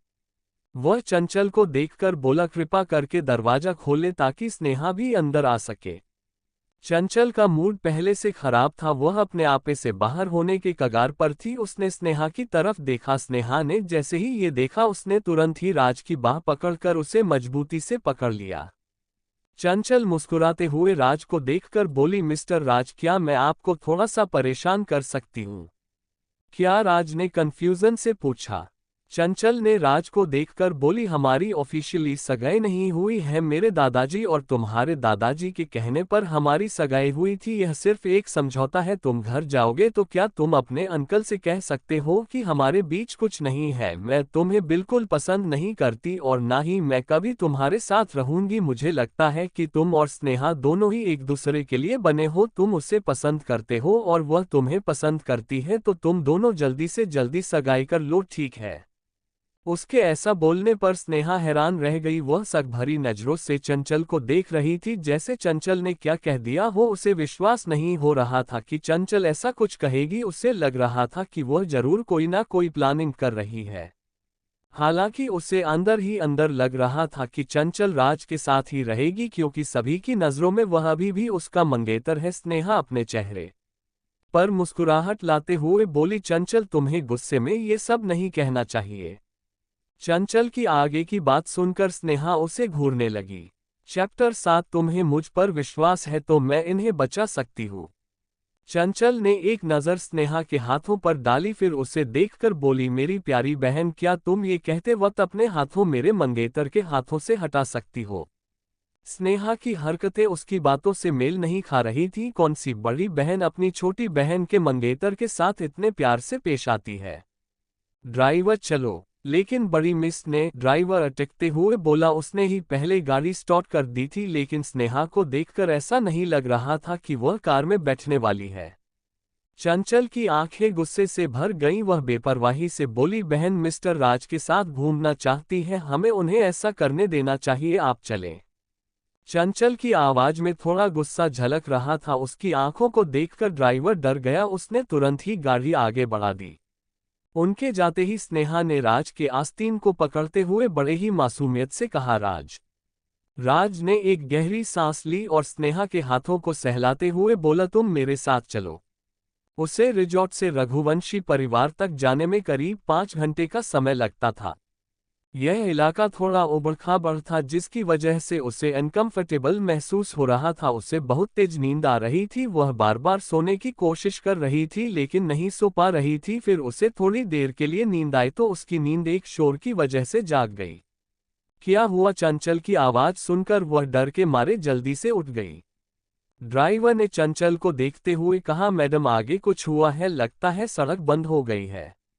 ये सुनकर चंचल ने अपनी पलकें उठाईं। उसने अपना सिर निकालकर बाहर देखा तो थोड़ी दूर पर एक जानी पहचानी गाड़ी खड़ी हुई थी, जिसे देखकर उसकी आंखों में एक चमक आ गई, लेकिन उसने कुछ भी नहीं बोला और शांति से बैठी रही।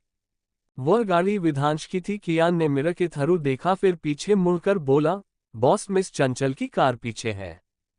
ये सुन विधांश के चेहरे पर कोई भी भाव नहीं आया। वह चुपचाप बैठा रहा, जैसे कि उसने कुछ सुना ही न हो। ये देखकर कियान ने कुछ बोलने की हिम्मत नहीं की। चंचल का ड्राइवर जानने के लिए गाड़ी से उतरा और पता करने के लिए जाने लगा। थोड़ी देर बाद वह वापस आया तो उसने बताया कि भूस्खलन के कारण जाम हुआ है और वे लोग यहाँ से जल्दी नहीं निकल पाएंगे। यह इलाका काल्पनिक है, प्लीज आप लोग दिल्ली के पास ढूंढने मत चले जाना। चंचल ने एक गहरी सांस ली। वह अपनी कार से बाहर निकली और अपने पैरों को हिलाने लगी जो एकदम सुन्न पड़ गए थे। वह अपनी जगह पर कूदने लगी, लेकिन जब वह इधर उधर घूम रही थी तो उसने अचानक कुछ दूरी पर भीड़ देखी जो बहुत आवाज कर रही थी। बाबा बाबा, क्या हुआ है? तुम्हारी दवा कहाँ है? हे भगवान, डॉक्टर, क्या कोई डॉक्टर है? ये देखकर चंचल की आईब्रो आपस में जुड़ गई। वह धीरे धीरे करके भीड़ की तरफ बढ़ने लगी। वहां पहुंचकर वह भीड़ के पीछे खड़ी होकर सब देखने लगी। एक बूढ़ा आदमी जमीन पर पड़ा हुआ था जिसके होंठ बैंगनी और नील हो रहे थे और वह तेजी से सांस ले रहा था। चंचल उसे देखकर नहीं बता पा रही थी कि उसे हार्ट अटैक पड़ा है, क्योंकि उसने अपने दादाजी के साथ रहते हुए सब कुछ सीखा था। चंचल के बहुत सारे सीक्रेट थे जो किसी को नहीं पता थे। उसने एक नज़र सभी को देखा जो एकदम घबरा कर खड़े हुए थे। ये देखकर चंचल ने अपनी आंखें घुमाए और तेज आवाज में बोली, अगर आप लोग उसे इसी तरह उन्हें घेर कर खड़े रहेंगे तो वह जरूर मर जाएंगे। तभी भीड़ में से किसी ने तुरंत कहा, ये लड़की क्या कह रही हो? तुम ऐसे कैसे इन बड़े अंकल के बारे में कह सकती हो? चंचल ने उन सभी को इग्नोर किया। बूढ़े आदमी के पास करीबन 30 साल का एक लड़का बैठा हुआ था जो बार बार उसे जगाने की कोशिश कर रहा था। उसका चेहरा पूरा आंसुओं से भरा हुआ था। चंचल उसके पास जाकर बोली, क्या तुम सीपीआर जानते हो? तुम्हें उन्हें सीपीआर देना चाहिए। वह लड़का चंचल की बात सुनकर उसे आश भरी निगाहों से देखने लगा, जैसे पूछ रहा हो कि क्या तुम मेरे बाबा को बचा सकती हो। तभी भीड़ में से किसी ने बोला, एक बच्चे को क्या पता कि इस आदमी को क्या हुआ है। दूसरा, अलर्ट रहना कहीं यह उसे मार न दे। तीसरा, मुझे नहीं लगता कि यह उससे बचा सकती है। आजकल के नौजवान सिर्फ दिखावा करना जानते हैं। भीड़ में लोग शोर मचाने लगे। ऐसा लग रहा था जैसे बाजार लगा हो। लड़के से बर्दाश्त नहीं हुआ और वह चिल्लाकर बोला, चुप रहो, अगर तुम लोग मेरे पिता को ठीक नहीं कर सकते तो यहाँ से जा सकते हो, यहाँ चिल्लाने की जरूरत नहीं है। कियान, जो पहले से ही गाड़ी के पास खड़ा था और यह सब देख रहा था, तुरंत ही विधांश के पास आया और बोला, बॉस, मिस चंचल बहुत बहादुर है, लेकिन बूढ़े आदमी को देखकर लग रहा है कि वह मर चुका है। क्या वह ये सब करके अपने लिए मुसीबत खड़ी नहीं कर रही है? राज ने भी ध्यान दिया और सिर हिलाते हुए कहा, चंचल को इन सब में नहीं पड़ना चाहिए। अगर वह उस आदमी को ठीक नहीं कर पाए तो उसके लिए अच्छा नहीं होगा। जब स्नेहा को पता चला कि क्या हो रहा है, वह हंसने लगी। उसने एक और का दरवाजा खोला और बाहर निकलकर बोली, उसे मेडिकल फील्ड के बारे में क्या पता? वह बहुत ही भोली है, हमें उसे ही रोकना चाहिए। वास्तव में स्नेहा चाहती थी कि चंचल गलती से ही किसी को मार दे और उसकी पूरी जिंदगी बर्बाद हो जाए। स्नेहा जल्दी से चंचल के पास गई और लड़के को देखकर माफी मांगते हुए बोली, माफ कर दीजिए सर, मेरी बहन ने कोई मेडिकल की पढ़ाई नहीं की है, उसे नहीं पता कि क्या करना चाहिए। आपको अपने पिता को अस्पताल लेकर जाना चाहिए। किसने कहा कि मैं नहीं कर सकती? चंचल ने स्नेहा की बात सुनकर उसे टोकते हुए बोली। फिर उसने लड़के को देखकर कहा, अब ये तुम्हारे हाथ में है, अगर तुम मुझ पर विश्वास करते हो तो मैं उनका इलाज करूंगी। चंचल की आंखों में इतना आत्मविश्वास देखकर स्नेहा उसे अजीब नजरों से देखने लगी।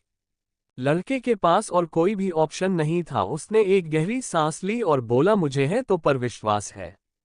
ये सुनकर स्नेहा अंदर ही अंदर बहुत ही खुशी महसूस कर रही थी, लेकिन अपने चेहरे पर उदासी के भाव ही रखकर बोली, चंचल तुम क्या करने जा रही हो? तुम्हें पता है कि तुम किसी की जिंदगी के साथ खेलने जा रही हो? क्या तुमने अपना काम पूरा कर लिया? चंचल ने स्नेहा को देखते हुए कहा और अपनी बात जारी रखते हुए बोली, अगर तुम्हारा काम पूरा हो गया हो तो थोड़ा साइड हट जाओ, मुझे किसी की जान बचानी है। लड़का स्नेहा को देखकर बोला, मिस, अगर आप कुछ नहीं कर सकती तो प्लीज साइड हो जाए। ये सुनकर स्नेहा का चेहरा गुस्से से लाल पीला हो गया। उसने चंचल को देखकर गुस्से में बोली, ठीक है, अगर तुम किसी को मारना चाहती हो तो ये काम कर सकती हो। ये सुनकर चंचल ने अपनी नज़र घुमाए और स्नेहा को देखते हुए बोली, चलो। फिर वह बूढ़े आदमी के पास बैठ गई और लड़के से बोली, इन्हें सीधा लिटाओ। लड़के ने अपने पिता को सीधा लिटाया। चंचल ने गहरी सांस ली और पूरे ध्यान के साथ बूढ़े आदमी का हाथ पकड़ा और उसकी नब्ज को चेक करने लगी। साथ ही उसने बूढ़े आदमी के दिल से जुड़े एक्यूपंक्चर पॉइंट को ढूंढा और उसे धीरे से दबाया। 1 मिनट 5 मिनट भीड़ वहां खड़े होकर सोच रही थी कि यह आदमी मर चुका है। तभी अचानक से बूढ़े आदमी का शरीर हिलने डुलने लगा और उसकी आंखें खुल गईं। उसकी सांस धीरे धीरे नॉर्मल हो गई। हे भगवान, उसने सचमुच उसे बचा लिया। वह जिंदा है। इस लड़की में कुछ तो बात है। भीड़ की आवाज सुनकर और बूढ़े आदमी को जिंदा देखकर स्नेहा अपनी नाखूनों को अपनी हथेली में दबाने लगी। उसका मन कर रहा था कि वह इसी वक्त चंचल को मार दे। वह ये सोच रही थी कि चंचल को इन सब के बारे में इतनी नॉलेज कैसे है, वह तो कितनी छोटी है। जहां भीड़ पहले चंचल को कोस रही थी, अब वे स्नेहा की तरफ देखने लगे। तभी उनमें से एक आदमी गुस्से से स्नेहा को बोल उठा, तुम्हारा क्या मकसद था? तुम जानती थी कि वह एक डॉक्टर है तो तुम उसे क्यों रोक रही थी किसी की जिंदगी बचाने से?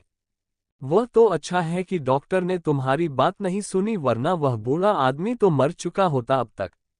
भीड़ की बुरी बुरी बातें सुनकर स्नेहा ने अपने मुट्ठियां भींच ली। वहीं राज भी यह सब देखकर अपनी आईब्रो सिकोड़ ली। लड़का अपने पिताजी के उठने पर उनके गले लगा रोने लगा और रोते हुए बोला, बाबा आपने मुझे बहुत डरा दिया था। मैंने आपको घर पर आराम करने के लिए बोला था, लेकिन आप मेरी बातें नहीं सुनते हैं। अगर आपको कुछ हो जाता तो मैं क्या करता? यह नज़ारा देखकर सभी की आंखों में आंसू थे। सभी स्नेहा की तरफ गुस्से से देख रहे थे। स्नेहा अपने चेहरे पर मासूमियत लाकर बोली, देखिए ये सब सिर्फ इत्तेफाक था। वह बूढ़े अंकल तो पहले से ही ठीक थे। अगर आप लोगों को मेरी बात पर यकीन नहीं हो तो उससे पूछ सकते हैं। वह मेरी बहन है, हम साथ में पले बढ़े हैं। मैंने उसे कभी भी मेडिसिन का कुछ करते हुए नहीं देखा है, तो वह किसी का इलाज कैसे कर सकती है? स्नेहा की बातें सुनकर चंचल खुद से बोली, क्या सच में हम बचपन से साथ में पले बढ़े हैं? स्नेहा के शब्दों ने सचमुच लोगों को सोचने पर मजबूर कर दिया था। क्या सच में वह बूढ़ा आदमी बीमार था या फिर यह सब नाटक है? जब उसकी बहन कह रही है कि इस लड़की को कुछ नहीं आता तो सच ही होगा। ओह, इसका मतलब है कि सबका ध्यान पाने के लिए इस लड़की ने इस बूढ़े आदमी का इस्तेमाल किया है। जल्दी से देखो, कोई फोटो खींच रहा है। मतलबी दुनिया जहां लोग अभी चंचल की तारीफ कर रहे थे, अब स्नेहा की बातों में आकर वह चंचल को बुरा कह रहे थे। ये लोग खुद तो कुछ नहीं कर सकते, बस दूसरों पर इल्जाम लगाने आ जाते हैं। चंचल को लोगों की बातों से कोई फर्क नहीं पड़ा। ये सब देखकर स्नेहा मुस्कुरा रही थी। वह जल्दी से चंचल के पास पहुंची और अपनी मासूम आवाज में बोली, माफ करना सर, मेरी बहन को ज्यादा कुछ नहीं पता। क्या उसने आपको चोट पहुंचाई? चिंता मत कीजिए, अगर आपको किसी भी तरह से दिक्कत हो रही है तो हम इसकी जिम्मेदारी लेने के लिए तैयार हैं। ये कहने के बाद उसने चंचल के हाथों को पकड़ा और अपने दांत पीसते हुए बोली, चंचल जल्दी करो, इससे माफी मांगो और हम उस आदमी से तस्वीर मिटाने के लिए कहेंगे ताकि किसी को ये पता ना चले। ये सब देखकर कियान बहुत ही गुस्से में था। वह दांत पीसते हुए बोला, क्या मिस चंचल की बहन के सिर में कुछ गड़बड़ है? अपनी बात पूरी कर पाता उसने अपना सिर घुमाकर पीछे देखा तो उसकी आंखें लगभग बाहर निकल आईं। वह हकलाते हुए बोला, सर आप कहाँ जा रहे हैं? कियान गाड़ी में बैठा था। एक बॉडीगार्ड वहीं भीड़ के पास मौजूद था जो ये सब रिकॉर्ड कर रहा था और लाइव देखते हुए सब अपने बॉस को एक्सप्लेन कर रहा था। विधांश गाड़ी से बाहर निकला। उसने इस वक्त डार्क ग्रीन कलर का 3 पीस सूट पहना था और ऊपर से ओवरकोट डाला था। वह इस वक्त बहुत ही ज्यादा हैंडसम लग रहा था, लेकिन उसके आसपास का माहौल बहुत ही ठंडा था। उसने अपने कदम भीड़ की तरफ बढ़ा दिए। जैसे जैसे वह आगे बढ़ रहा था, भीड़ उसके लिए रास्ता बना रही थी, क्योंकि उसका ऑरा इतना ठंडा था कि सब डर के मारे अपने आप ही हट जा रहे थे। स्नेहा की बात सुनकर चंचल उसे ऐसे देख रही थी जैसे कि उसका दिमाग खराब हो गया हो। वह उसे घूरते हुए बोली, मुझे माफी मांगनी चाहिए। स्नेहा की बात सुनकर चंचल अपनी आंखें छोटी करके उसे देखने लगी। चैप्टर 8 क्राई बेबी और हनी माय लेगज नाम। तुम मेडिकल के बारे में नहीं जानती हो। अगर यह बात बाहर पहुंच गई तो लोग तुम्हारा मजाक बनाएंगे। मुझे पता है कि तुम मॉम और डैड का ध्यान अपनी तरफ खींचने की कोशिश कर रही हो, लेकिन ऐसा करना गलत है। अगर तुम माफी मांगती हो तो मुझे यकीन है कि ये लोग तुम्हें माफ कर देंगे। स्नेहा की बात सुनकर चंचल उसे छोटी आंखें करके घूरने लगी। तभी भीड़ में से एक आदमी ने कहा, हाँ ये ठीक कह रही है, हमने ही इस लड़की को समझने में गलती कर दी। दूसरे ने कहा, अरे छोटी बदमाश, चलो माफी मांगो। चंचल बहुत देर से वहीं बैठे हुए थे और उसके पैर सुन्न होने लगे थे, इसलिए उसने बेचैनी से गहरी सांस ली।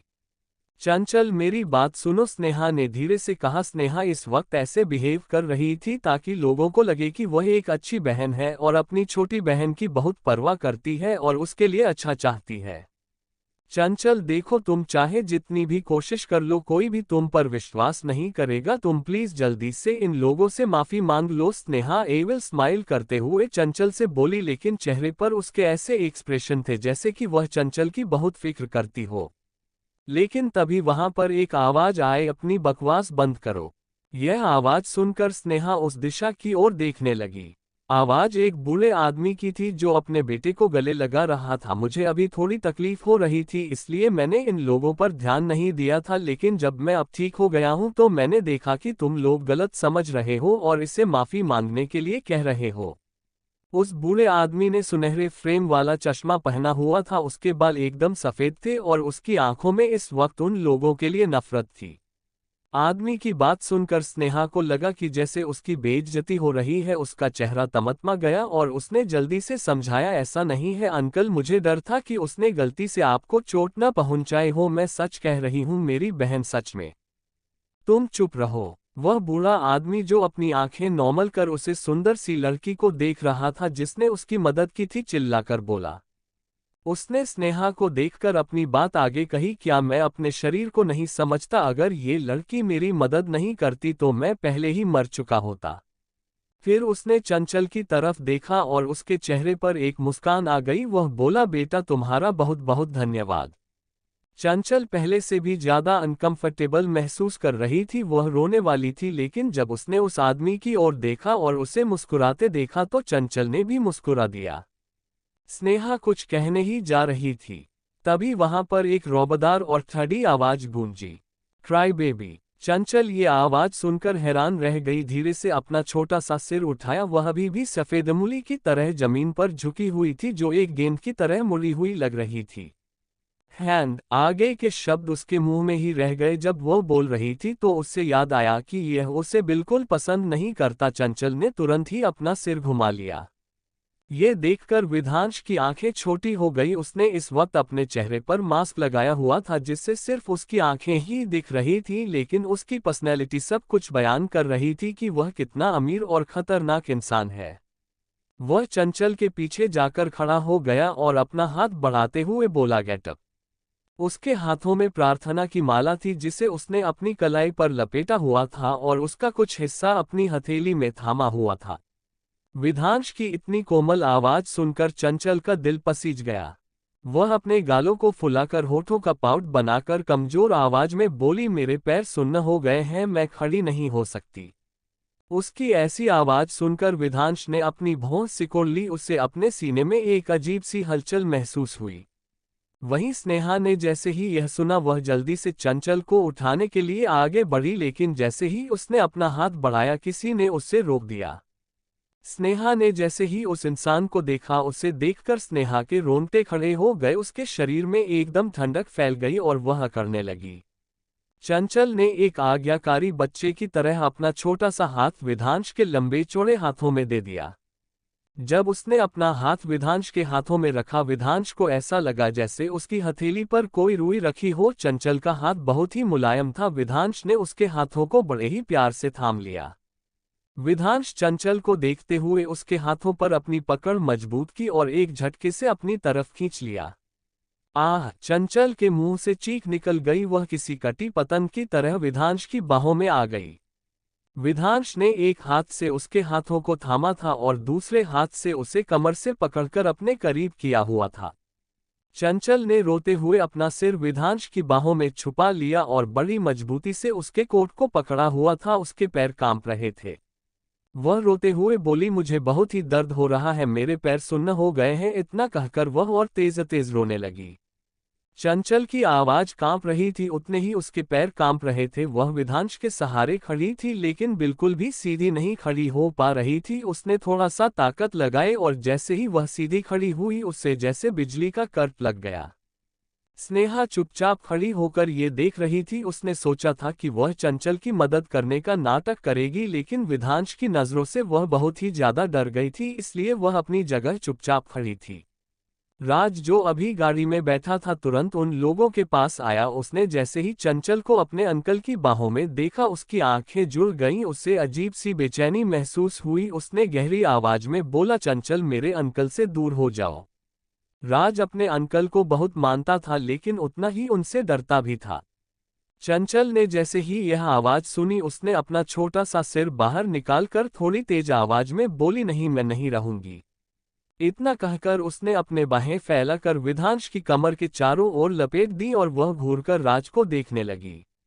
तो क्या बात थी, वह बस सगाई कर चुके थे जो उसने खुद तोड़ी थी। ऐसा नहीं था कि उन लोगों ने शादी कर ली हो। वह राज की बात क्यों माने, वह तो उसकी बहन से प्यार करता है। इससे चंचल को कोई परेशानी नहीं थी। वह तो खुद ही उन दोनों को सगाई करने के लिए कह रही थी। इस नाम के रिश्ते के आधार पर वह उसे वश में कर सकता है, तो वह बिल्कुल गलत है। अंकल, क्या चंचल आपको परेशान कर रही है? मैंने देखा वह कल भी आपको परेशान कर रही थी। वह अपनी बात खत्म कर पाता कि उसकी आंखें हैरानी से बड़ी हो गईं। उसने देखा कि विधांश ने चंचल को अपनी बाहों में उठाया और वहां से जाने लगा। वह बहुत ही ज्यादा हैरान था। क्या उसके अंकल ने उसे इग्नोर किया? उन्होंने तो एक नज़र उसे देखा भी नहीं। विधांश के इग्नोर करने से राज को कोई फर्क नहीं पड़ा, क्योंकि उसे इन सब की आदत हो गई थी। उसके अंकल को किसी चीज से कोई फर्क नहीं पड़ता था, ना ही वह किसी पर ध्यान देते थे। उनका जो मन करता था वह वही करते थे। लेकिन वह चंचल के साथ एक अलग ही बिहेव कर रहे थे। जिस लड़की के साथ उसकी सगाई हुई है, उसके अंकल उस लड़की के साथ इतना अलग बिहेव क्यों कर रहे हैं? राज कंफ्यूज होकर यह सब सोच रहा था। वहीं चंचल की आंखें हैरानी से बड़ी थीं। वह अपनी टिमटिमाती आंखों से विधांश को देख रही थी कि उसने उसे सबके सामने कैसे अपनी गोद में उठाया। विधांश ने उसे गाड़ी में बिठाया, तब भी चंचल होश में नहीं आई। उसका रिएक्शन वैसा ही था। कुछ देर बाद चंचल होश में आए और वह तुरंत ही खुशी से विधांश की बाहों में झपट पड़ी। हैंडसम हनी, क्या आपने मुझे अभी अभी उठाया था, किसी राजकुमारी की तरह? विधांश ने अपना गला साफ किया और इस लड़की को देखा जिसके अंदर बहुत ही ज्यादा एनर्जी आ चुकी थी। वह बिल्कुल अपनी तोप की तरह उसकी बाहों में छपरी, जिससे उसे थोड़ा सा पीछे झुकना पड़ा। उसने अपनी आईब्रो को उठाते हुए गहरी आवाज में ऑर्डर देते हुए बोला, हटो मेरे ऊपर से। लेकिन चंचल को उसके गुस्से से कोई फर्क नहीं पड़ा। विधांश की फिनिक्स जैसी आंखें नीचे झुकी तो उसकी आंखें दो चमकती आंखों से टकराईं। सूरज की रोशनी में चंचल की आंखें और चमक रही थीं। उसने अपना छोटा सा सिर अपने हाथों पर टिकाया और चेरी जैसे होठों पर मीठी मुस्कान लिए एकटक उसे ही देख रही थी। विधांश ने अपनी आंख में हल्की मुस्कान के साथ दूसरी ओर देखा। चंचल अभी भी विधांश के ऊपर झुकी हुई थी। विधांश ने उसे इग्नोर किया और अपने बगल में रखी फाइल को खोल उसमें अपनी नजरें गड़ाकर बोला, क्या तुम्हारे पैर सुन्न नहीं हैं? वहीं ये बात सुनकर चंचल की बड़ी आंखें और बड़ी हो गईं। वह अपनी जीभ निकालकर अपने दांतों तले दबाकर चबाने लगी। उसने तुरंत ही अपना चेहरा छुपा लिया और प्यार से बोली, हाँ, ये सच में सुन्न है हैंडसम हनी, मुझे बहुत अनकंफर्टेबल लग रहा है। फिर उसने अपनी छोटी उंगली से विधांश के कोट की आस्तीन को पकड़ा और उसे हिलाने लगी। क्या तुम्हें अभी भी अनकंफर्टेबल लग रहा है? ये सुनकर चंचल ने तुरंत ही अपना सिर जल्दी जल्दी हिला दिया। Chapter 9 Call a helicopter to take her to the hospital or kiss। विधांश कुछ देर रुका बिना सिर ऊपर उठाए बोला, इस हालत में तुम्हें ट्रीटमेंट की जरूरत है, तुम्हें हॉस्पिटल जाना चाहिए। अगर यह ज्यादा सीरियस हुआ तो तुम्हें अपने पैर कटवाने पड़ेंगे। ये सुनकर चंचल तो अपनी जगह जम सी गई। वह किसी गहरी सोच में डूबी हुई कुछ सोच रही थी।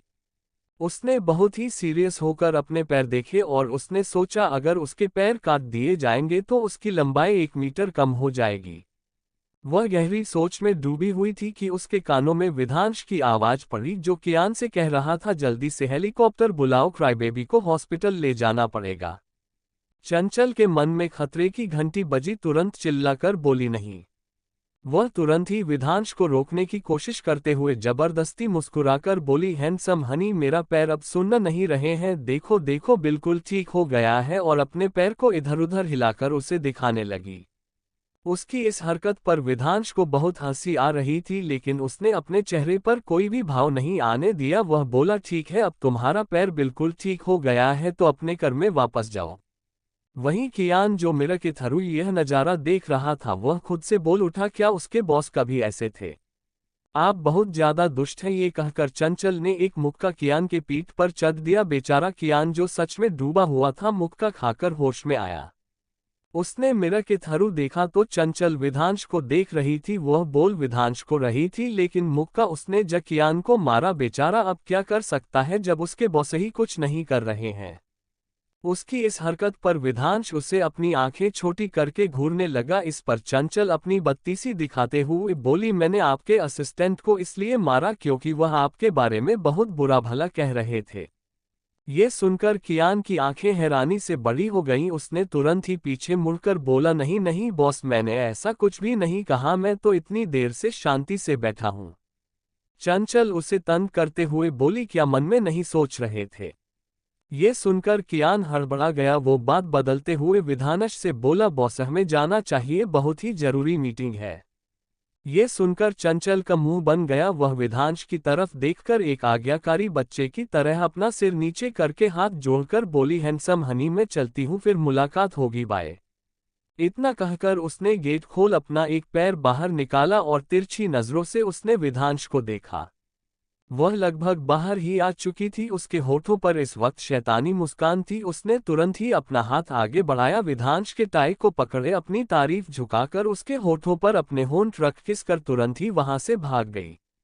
उसकी इस एक्शन से तो कियान ने अपने मुंह पर हाथ रख लिया। वहीं विधांश की आंखें भी हैरानी से बड़ी हो गई थी। वह वैसे ही अपनी जगह जमसा गया था। 5 मिनट हो गए थे, लेकिन दोनों उसी पोजीशन में थे। अचानक से विधांश का फोन बजा, जिससे दोनों होश में आए। विधांश ने अपने गले को साफ किया, कियान को घूरते हुए बोला, चलो। फिर उसने अपनी आंखें बंद करके अपना सिर सीट पर टिका दिया और चंचल, जो अभी अभी उसे किस करके गई थी, उसकी मुलायम होठ उसे अपने होठों पर महसूस हो रही थी, जिससे न चाहते हुए भी उसके होठों पर मुस्कुराहट आ गई। चंचल, जो दौड़ते हुए जा रही थी, थोड़ी देर पहुंची थी कि एक बूढ़े आदमी ने उससे रोक लिया। वह बूढ़ा आदमी मुस्कुराते हुए चंचल से बोला, बेटा, मेरी जान बचाने के लिए शुक्रिया। तुम्हारा नाम क्या है और तुम कहाँ रहती हो? चंचल मुस्कुराते हुए बोली, मेरा नाम चंचल है। वहीं उसके बगल में उसका बेटा खड़ा हुआ था। वह चंचल को देखकर बोला, सच में मुझे समझ में नहीं आ रहा कि मैं आपका शुक्रिया कैसे अदा करूं। आपने मेरे बाबा को बचाकर मेरी जिंदगी बचाई है, वरना पता नहीं मेरा क्या होता। इस पर चंचल मुस्कुरा दी। बूढ़ा आदमी चंचल को देखकर बोला, बेटा धन्यवाद, अगर भविष्य में तुम्हें मेरी जरूरत पड़े तो मैं यहीं पास के गांव में प्राइमरी स्कूल में पढ़ाता हूं, मुझे जरूर याद कर लेना। और तुरंत ही उस बूढ़े आदमी ने अपनी जेब में रखे एक फाउंटेन पेन निकालकर चंचल को देते हुए बोला, बेटा, यह मेरी सबसे कीमती चीज है, इसे संभाल कर रखना, यह मैं तुम्हें उपहार के रूप में दे रहा हूं, मना मत करना, इसे मेरा आशीर्वाद समझकर रख लो। इस पर चंचल तुरंत ही मना करते हुए बोली, सर, इसकी जरूरत नहीं है, अगर मेरी जगह कोई और भी होता तो वह आपकी मदद जरूर करता। सच में? बूढ़े आदमी ने चंचल के हाथ में वह फाउंटेन पेन थमाते हुए कहा। फिर उसने स्नेहा की तरफ देखा और बुझे मन से बोला, तुम बिल्कुल एक जैसी नहीं हो, क्या वह तुम्हारी बड़ी बहन है? इस पर चंचल ने अपना सिर हिला दिया और कुछ बोली नहीं। जैसे ही उस बूढ़े आदमी ने स्नेहा की तरफ देखा, उससे बहुत अजीब लगा। वह वहां से जाना चाहती थी। उसने अपनी लाल आंखों से अपने बगल में खड़े राज को देखा, फिर रोते हुए बोली, राज। उसे देख राज ने एक आह भरी। वह उसे इस तरह नहीं देख सकता था। उसने उसके हाथों को सहलाते हुए बोला, सैड मत हो, मुझे पता है कि तुम्हारा इरादा अच्छा था, चलो वापस चले। वहीं राज की बात सुनकर स्नेहा को बहुत अच्छा लग रहा था। वह अपनी नम आंखों से धीरे से बोली, थैंक यू राज, मुझ पर ट्रस्ट करने के लिए। ये कहकर वह राज को बड़े ही प्यार से देखने लगी। उसने बहुत ही मजबूती से राज के हाथों को पकड़ लिया। उसे इस तरह देखकर राज उसे देखता रह गया। वह उसके आंसू पोंछते हुए बोला, चलो चलते हैं। लेकिन स्नेहा के मन में कुछ और ही चल रहा था। उसने चंचल को देखा और अपने निचले होंठ को काटते हुए राज से बोली, राज, मुझे लगता है कि चंचल को मेरे बारे में कोई मिसअंडरस्टैंडिंग हुई है। जब तक मैं उसे क्लियर नहीं कर लेती, मेरे दिल को शांति नहीं मिलेगी। तुम चलो, मैं उससे बात करके आती हूँ। उसके उदासी भरे चेहरे को देखकर राज ने अपना सिर हिला दिया और वहां से चला गया। चंचल जो उस बूढ़े आदमी से बात करके अपनी गाड़ी की तरफ जा रही थी, स्नेहा ने उसे आवाज देते हुए अपने पास बुलाया। हाँ, तुम मुझे क्यों बुला रही हो बहन? चंचल फाउंटेन पेन को अपनी उंगलियों के बीच घुमाते हुए अपनाना से नीचे झुकाकर बड़ी मासूमियत से पलके झपकाते हुए बोली।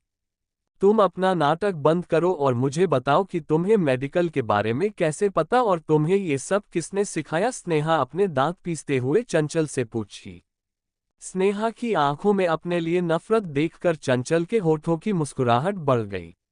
उसने अपने हाथ में पड़े फाउंटेन पेन को अपनी पतली उंगलियों के बीच तेजी से घुमाते हुए बोली, अगर मैं आपसे कहूं कि यह टैलेंट गॉड गिफ्टेड है तो क्या आप मुझ पर विश्वास करेगी?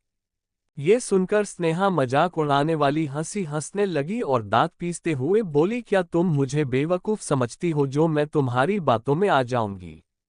स्नेहा को अभी विश्वास नहीं हो रहा था कि चंचल इतनी बदल कैसे गई। पहले तो वह उसकी हर बात मान लेती थी उसे, पर कुछ भी कहो तो झट से मान जाती थी, लेकिन अब तो लड़ाई के मोड में आ जाती है। सूरज की रोशनी में चंचल की बड़ी आंखें चमकने लगी। अपने होठों पर मुस्कुराहट लिए उसने स्नेहा की तरफ कदम बढ़ाए। कोई उन्हें दूर से देखे तो ऐसा लग रहा था कि दोनों की गलतफहमी क्लियर हो गई है। वहीं उसके चेहरे के एक्सप्रेशन देखकर और अपनी तरफ आता देख स्नेहा के चेहरे पर डर के भाव आ गए। चंचल उसके करीब आए और उसके कान के पास जाकर अपने कोमल आवाज में बोली, तुम तो मुझे पहचान गई, मैं एक भूत हूं जो तुम्हारी जान लेने के लिए आई हूं। ये सुनकर स्नेहा की आंखें सिकुड़ गईं। उसने तुरंत ही अपना सिर उठाकर चंचल की आंखों में देखा। स्नेहा के चेहरे पर डर के भाव देखकर चंचल के होठों की मुस्कुराहट बढ़ गई। वह अपनी आंखें को रोल करते हुए बोली, तो बहन तुम्हें छोड़ दिया जाए या मार दिया जाए?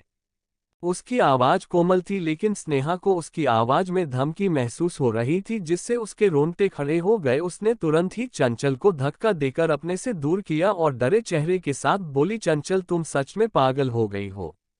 चंचल उसके धक्का देने की वजह से 2 कदम पीछे हो गई और पीछे खड़ी अपनी कार से टकरा गई, लेकिन तब भी उसके चेहरे के एक्सप्रेशन नहीं बदले। वह अपने चेहरे पर एक शातिर हंसी के साथ स्नेहा को देख रही थी। चंचल ने स्नेहा को देखकर धीरे से कहा, बहन जल्दी जाओ और राज को ढूंढो और हाँ, उस पर नजर रखना ताकि वह मुझे फिर से परेशान न करे, वरना। उसने अपनी आखिरी लाइन अधूरी छोड़ दी। उसकी यह बात सुनकर स्नेहा के हाथों की मुट्ठियां कस गईं। वह गुस्से से अपने दांत पीसते हुए बोली, चंचल क्या तुम सच में मेरे खिलाफ जाने की प्लानिंग कर रही हो? वह अपनी जानलेवा नजरों से चंचल को देखने लगी। उसके गुस्से को नजरअंदाज करते हुए चंचल बड़ी ही मासूमियत से बोली, बहन मैं तुम्हारे खिलाफ नहीं जा रही हूं, मैं तुम्हें वही दे रही हूं जो तुम चाहती हो। अगर तुम्हें राज पसंद है तो उसे ले लो। फिर उसने अपने हाथ फैलाए और कंधे उचकाकर बोली, लेकिन मैं तुम्हें बस इतना ही दे रही हूं, अगर तुम्हें और कुछ चाहिए तो तुम्हें खुद आकर लेना होगा। स्नेहा ने उसे कुछ भी नहीं कहा, वह गुस्से से घूरने लगी। तो चंचल अपनी कार के पास आकर उसने कार का दरवाजा खोलने के लिए अपना हाथ बढ़ाया, लेकिन अचानक से उसे कुछ याद आया और वह स्नेहा की तरफ मुड़कर बोली। चैप्टर 10 चंचल का पागलपन और मुझे आपकी याद आ रही। चंचल ने कार का गेट खोलने के लिए अपना हाथ बढ़ाया था कि कुछ सोचकर उसका हाथ रुक गया। वह पीछे मुड़कर स्नेहा को देखकर बोली, मुझे तुम्हें एक बात याद दिलानी है, तुम हैंडसम हनी को छोड़कर कुछ भी चुराने की कोशिश कर सकती हो, लेकिन चोरी करना तो दूर की बात है, अगर किसी ने भी उन पर नजर भी डाली तो जान से मार दूंगी। यह कहते कहते चंचल की आंखें एकदम लाल हो गई थीं। उसकी आवाज में एक पागलपन और जुनून झलक रहा था। वहीं स्नेहा ने जैसे उसकी बात सुनी वह पागलों की तरह हंसने लगी। वह चंचल का मजाक उड़ाते हुए बोली, चंचल पक्का तुम सपना देख रही हो क्या? तुम विधांश सिंह राजवंश को नहीं जानती कि वे कौन है, कहाँ वे और कहाँ तुम? तुम्हें क्या लगता है उस परिवार में जा सकती हो? तुम किस्मत वाली हो जो अंकल तुमसे बात कर लेते हैं। तुम उनके लिए सिर्फ एक खिलौना हो जिसमें उनका मन भर जाएगा तो तुम्हें दूध में पड़ी मक्खी की तरह निकाल कर फेंक देंगे। स्नेहा की बातों पर चंचल को बहुत गुस्सा आया, लेकिन अपने चेहरे पर मुस्कुराहट लाकर बोली, मैं भले ही किस्मत वाली हूं, लेकिन उन्होंने तुम्हें एक नज़र उठाकर भी नहीं देखा। इसका क्या मतलब हुआ? और तुम इतना उछल क्यों रही हो? मेरे मुकाबले तुम कुछ भी नहीं हो। ये सुनकर स्नेहा अपने दांत पीसते हुए बोली, ठीक है मैं उस काबिल नहीं हूँ, लेकिन तुम भी उनके खानदान की बहू बनने के लायक नहीं हो। मैं उस पल का इंतजार करूंगी जब तुम बर्बाद होगी, फिर मत कहना कि एक बड़ी बहन होने के नाते मैंने तुम्हें समझाया नहीं। क्या तुम्हें वाकई लगता है कि अंकल को पाना इतना आसान है? वे दुनिया के नंबर 1 बिजनेसमैन हैं, वे चांद हैं जिसे तुम देख सकती हो लेकिन कभी पा नहीं सकती। वे बहुत ही हार्ड और क्रूअल हैं, उन्हें लड़कियों में कोई इंटरेस्ट नहीं है। सच में? चंचल के चेहरे पर हैरानी के भाव आ गए। वह ऐसा रिएक्ट कर रही थी जैसे उसे बहुत बड़ा झटका लगा हो। वह तुरंत ही साइड में देखा जहां कुछ दूरी पर विधांश की गाड़ी खड़ी हुई है। वह ज्यादा दूर नहीं थे। चंचल चिल्लाते हुए बोली, हैंडसम हनी। ये सुनकर स्नेहा अपनी जगह जम सी गई। उसने तुरंत ही उधर देखा जिधर चंचल चिल्ला रही थी। विधांश की गाड़ी देखकर उसका चेहरा एकदम काला पड़ गया, उसके हाथ पैर कांपने लगे थे। विधांश ने कार की खिड़की को नीचे किया तो उसका ठंडा और एक्सप्रेशनलेस चेहरा दिखाई दिया। उसने चंचल को देखा और अपनी आईब्रो उठाए जैसे पूछ रहा हो कि मुझे क्यों बुला रही हो। चंचल खुशी से अपना हाथ हिलाते हुए बड़े ही प्यार से बोली, कुछ नहीं, मैं बस आपको देखना चाहती थी, मुझे आपकी बहुत याद आ रही है। ये सुनकर विधांश ने उसे घूरते हुए तुरंत ही खिड़की बंद कर दी। ये देखकर चंचल का मुंह बन गया। वह गुस्से से बोली, खड़ूस मॉन्स्टर कहीं के, एक प्यारी सी स्माइल भी नहीं दे सकते? एक क्यूट सी लड़की उन्हें मिस कर रही है, कम से कम एक प्यारी स्माइल तो दे सकते थे। एक बार मेरी में अपनी जिंदगी में आ जाओ, फिर आपको सुधारा नहीं ना तो मेरा नाम चंचल नहीं। वहीं स्नेहा ये सोच रही थी कि ऐसा कैसे हो सकता है, क्या सच में मिस्टर विधांश ने चंचल को जवाब दिया। चंचल बहुत ही खुश लग रही थी। वह अपना हाथ बांधकर स्नेहा को ऊपर से नीचे तक देख रही थी, जो अभी भी शौक के मारे खड़ी हुई थी। वह अपनी चुटकी बजाकर बोली, बहन होश में आओ, देखो तुम्हें जरूर हैंडसम हनी के बारे में कोई गलतफहमी हो गई होगी। देखो कैसे उन्होंने मेरी आवाज सुनी। स्नेहा ने कोई रिएक्शन नहीं दिया तो चंचल अपनी आंखों को मटकाते हुए तुरंत ही गाड़ी में बैठ गई और तेजी से कार का गेट बंद कर लिया। वहीं दूसरी तरफ विधांश ने खिड़की बंद की और अपने हाथ में पहनी प्रार्थना की माला को घुमाने लगा। कियान, जो एकटक विधांश को देख रहा था, अपने चेहरे पर बड़ी सी मुस्कान लाकर बोला, बॉस क्या आप अच्छे मूड में हैं? ये सुनकर विधांश के हाथ रुक गए, लेकिन फिर माला को घुमाते हुए कियान को देखकर अपनी ठंडी आवाज में बोला, हाँ, अगर तुम किसी लड़की से मार नहीं खाते तो मैं और भी खुश होता। लगता है तुम्हारी ट्रेनिंग अभी पूरी नहीं हुई है। जब तुम एक लड़की से नहीं जीत सकते हो तो दुश्मनों का कैसे सामना करोगे? ये सुनकर कियान का चेहरा एकदम काला पड़ गया। उसे गाड़ी में बहुत ही ज्यादा ठंड लग रही थी। वह तुरंत अपनी सीट पर सही से बैठ गया और जल्दी से बोला, सॉरी बॉस। वहीं कियान बेचारा सोच रहा था कि अब वह चुप ही रहेगा। उसने सोचा, मैं क्या हमेशा एक लड़की से हारूंगा? किसने सोचा होगा कि इतनी नाजुक सी लड़की इतनी मजबूत होगी? कियान सोच रहा था कि यह घटना उसके इतिहास में एक काले धब्बे की तरह हो गई है जिसे कभी मिटाया नहीं जा सकता। ये सोचते हुए उसके आंखों के सामने अंधेरा छा गया। उसे ऐसा लग रहा था कि उसके पास जीने का कोई कारण ही नहीं है। अगर किसी को पता चल गया कि एक लड़की ने उसे मारा है तो उसकी क्या इज्जत रह जाएगी इस दुनिया में? अब उसका मन कर रहा था कि वह इस दुनिया से ही गायब हो जाए, किसी को पता ही न चले कि कियान नाम का कोई लड़का भी इस दुनिया में था जिसने एक नाजुक सी लड़की से मार खाई थी, वह भी एक बार नहीं दो बार। वहीं दूसरी तरफ स्नेहा होश में आए और तुरंत ही राज की कार की तरफ चली गई। वह अपने चेहरे पर उदासी के भाव लिए तुरंत ही गाड़ी में बैठ गई। बहुत देर तक स्नेहा ने कुछ नहीं बोली तो राज ने उसके कंधे पर हाथ रख उसे अपनी तरफ करते हुए बोला, क्या हुआ? क्या तुम दोनों के बीच मिसअंडरस्टैंडिंग क्लियर हो गई? स्नेहा कड़वी मुस्कान के साथ अपना सिर हिलाते हुए बोली, नहीं, उसे अभी भी लगता है कि मैंने ही उसे पुल से धक्का दिया था। मैं ऐसा क्यों करूंगी? किसी को मारना अपराध होता है? स्नेहा अपनी आंखों में आंसू लिए राज की तरफ देखकर धीरे से बोली। राज, जिसने अपने हाथ में फोन पकड़ा था, उसे सीट पर रखा और स्नेहा के गालों को सहलाते हुए बोला, तुमने कुछ भी गलत नहीं किया है, तुम्हें इतना गिल्ट महसूस नहीं करना चाहिए। अगर वह नहीं मानना चाहती तो उसे इग्नोर करो, वह बाद में अपने आप ही ठीक हो जाएगी। राज की बात सुनकर स्नेहा के चेहरे पर मुस्कुराहट आ गई। उसने तुरंत ही अपना सिर हिलाया और कोमल आवाज में बोली, ठीक है, मैं वैसा ही करूंगी जैसा तुमने मुझसे कहा है। कुछ देर में एरिया साफ हो चुका था, सभी अपने सफर पर निकल चुके थे। कुछ ही घंटों में गाड़ी एक विला के अंदर इंटर हुई। गाड़ी रुकते ही चंचल जो सो रही थी की आंखें खुल गईं। उसने खिड़की से बाहर देखा तो आसमान में तारे दिखाई नहीं दे रहे थे और बिल्कुल अंधेरा हो गया था। उसने अपनी आंखें मली और एक अंगड़ाई ली, तभी किसी ने गाड़ी का गेट खोला। वह एक औरत थी जिसने बहुत ही महंगी साड़ी पहनी हुई थी और उसके चेहरे पर ढेर सारा मेकअप था। उसे देखकर लग रहा था कि वह कितने घमंड से भरी हुई है। वह मुस्कुराकर बोली, तुम थक गई होगी बेटा। लेकिन इससे पहले कि वह अपनी बात पूरी कर पाती, चंचल को कार में देखकर उसकी हंसी तुरंत ही गायब हो गई। उसने चंचल पर चिल्लाते हुए कहा, मेरी गुड़िया कहाँ है और तुम इस कार में क्या कर रही हो? उस औरत की आवाज बहुत ही ज्यादा कठोर थी और उसकी आंखों में चंचल के लिए नफरत साफ दिखाई दे रही थी। चंचल उसे एकटक देख रही थी। वह सोच रही थी, क्या सच में यह मेरी सगी माँ है जिसने मुझे और मेरी बहन को जन्म दिया है?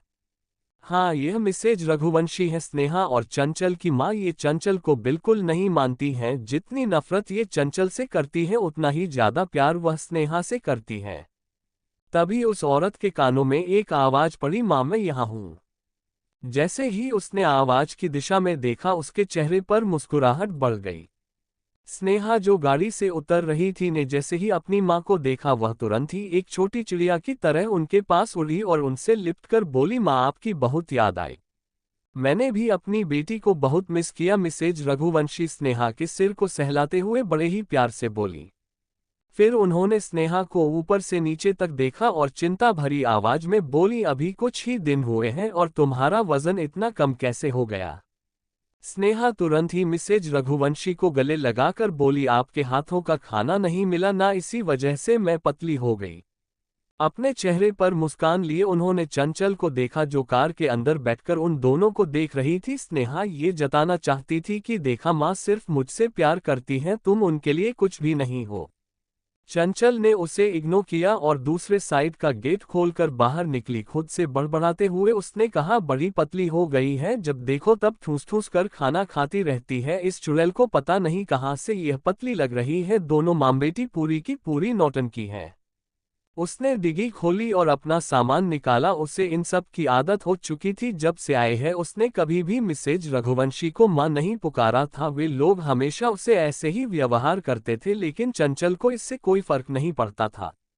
वहीं दूसरी तरफ एक आलीशान विला के बाहर करीब 25 से 30 गाड़ियों रुकी। बीच वाली गाड़ी को छोड़कर सभी में से काले कपड़े पहने कमांडो बाहर निकले। वह हथियारों से लैस थे। तुरंत ही एक लाइन बनाकर अपना सर झुकाकर खड़े हो गए। तभी ड्राइवर सीट पर से एक लड़का बाहर आया। उसने पीछे का गेट खोला तो एक हैंडसम सा लड़का अपने ही कोट के बटन लगाते हुए बड़ी ही एटीट्यूड से बाहर निकाल बिना किसी पर ध्यान दिए ही विला के अंदर अपने कदम बढ़ा दिए। Thank you. आपको नोवेल कैसा लगा कमेंट करें, लाइक और शेयर करना न भूलें। नेक्स्ट पार्ट देखने के लिए चैनल को सब्सक्राइब करें।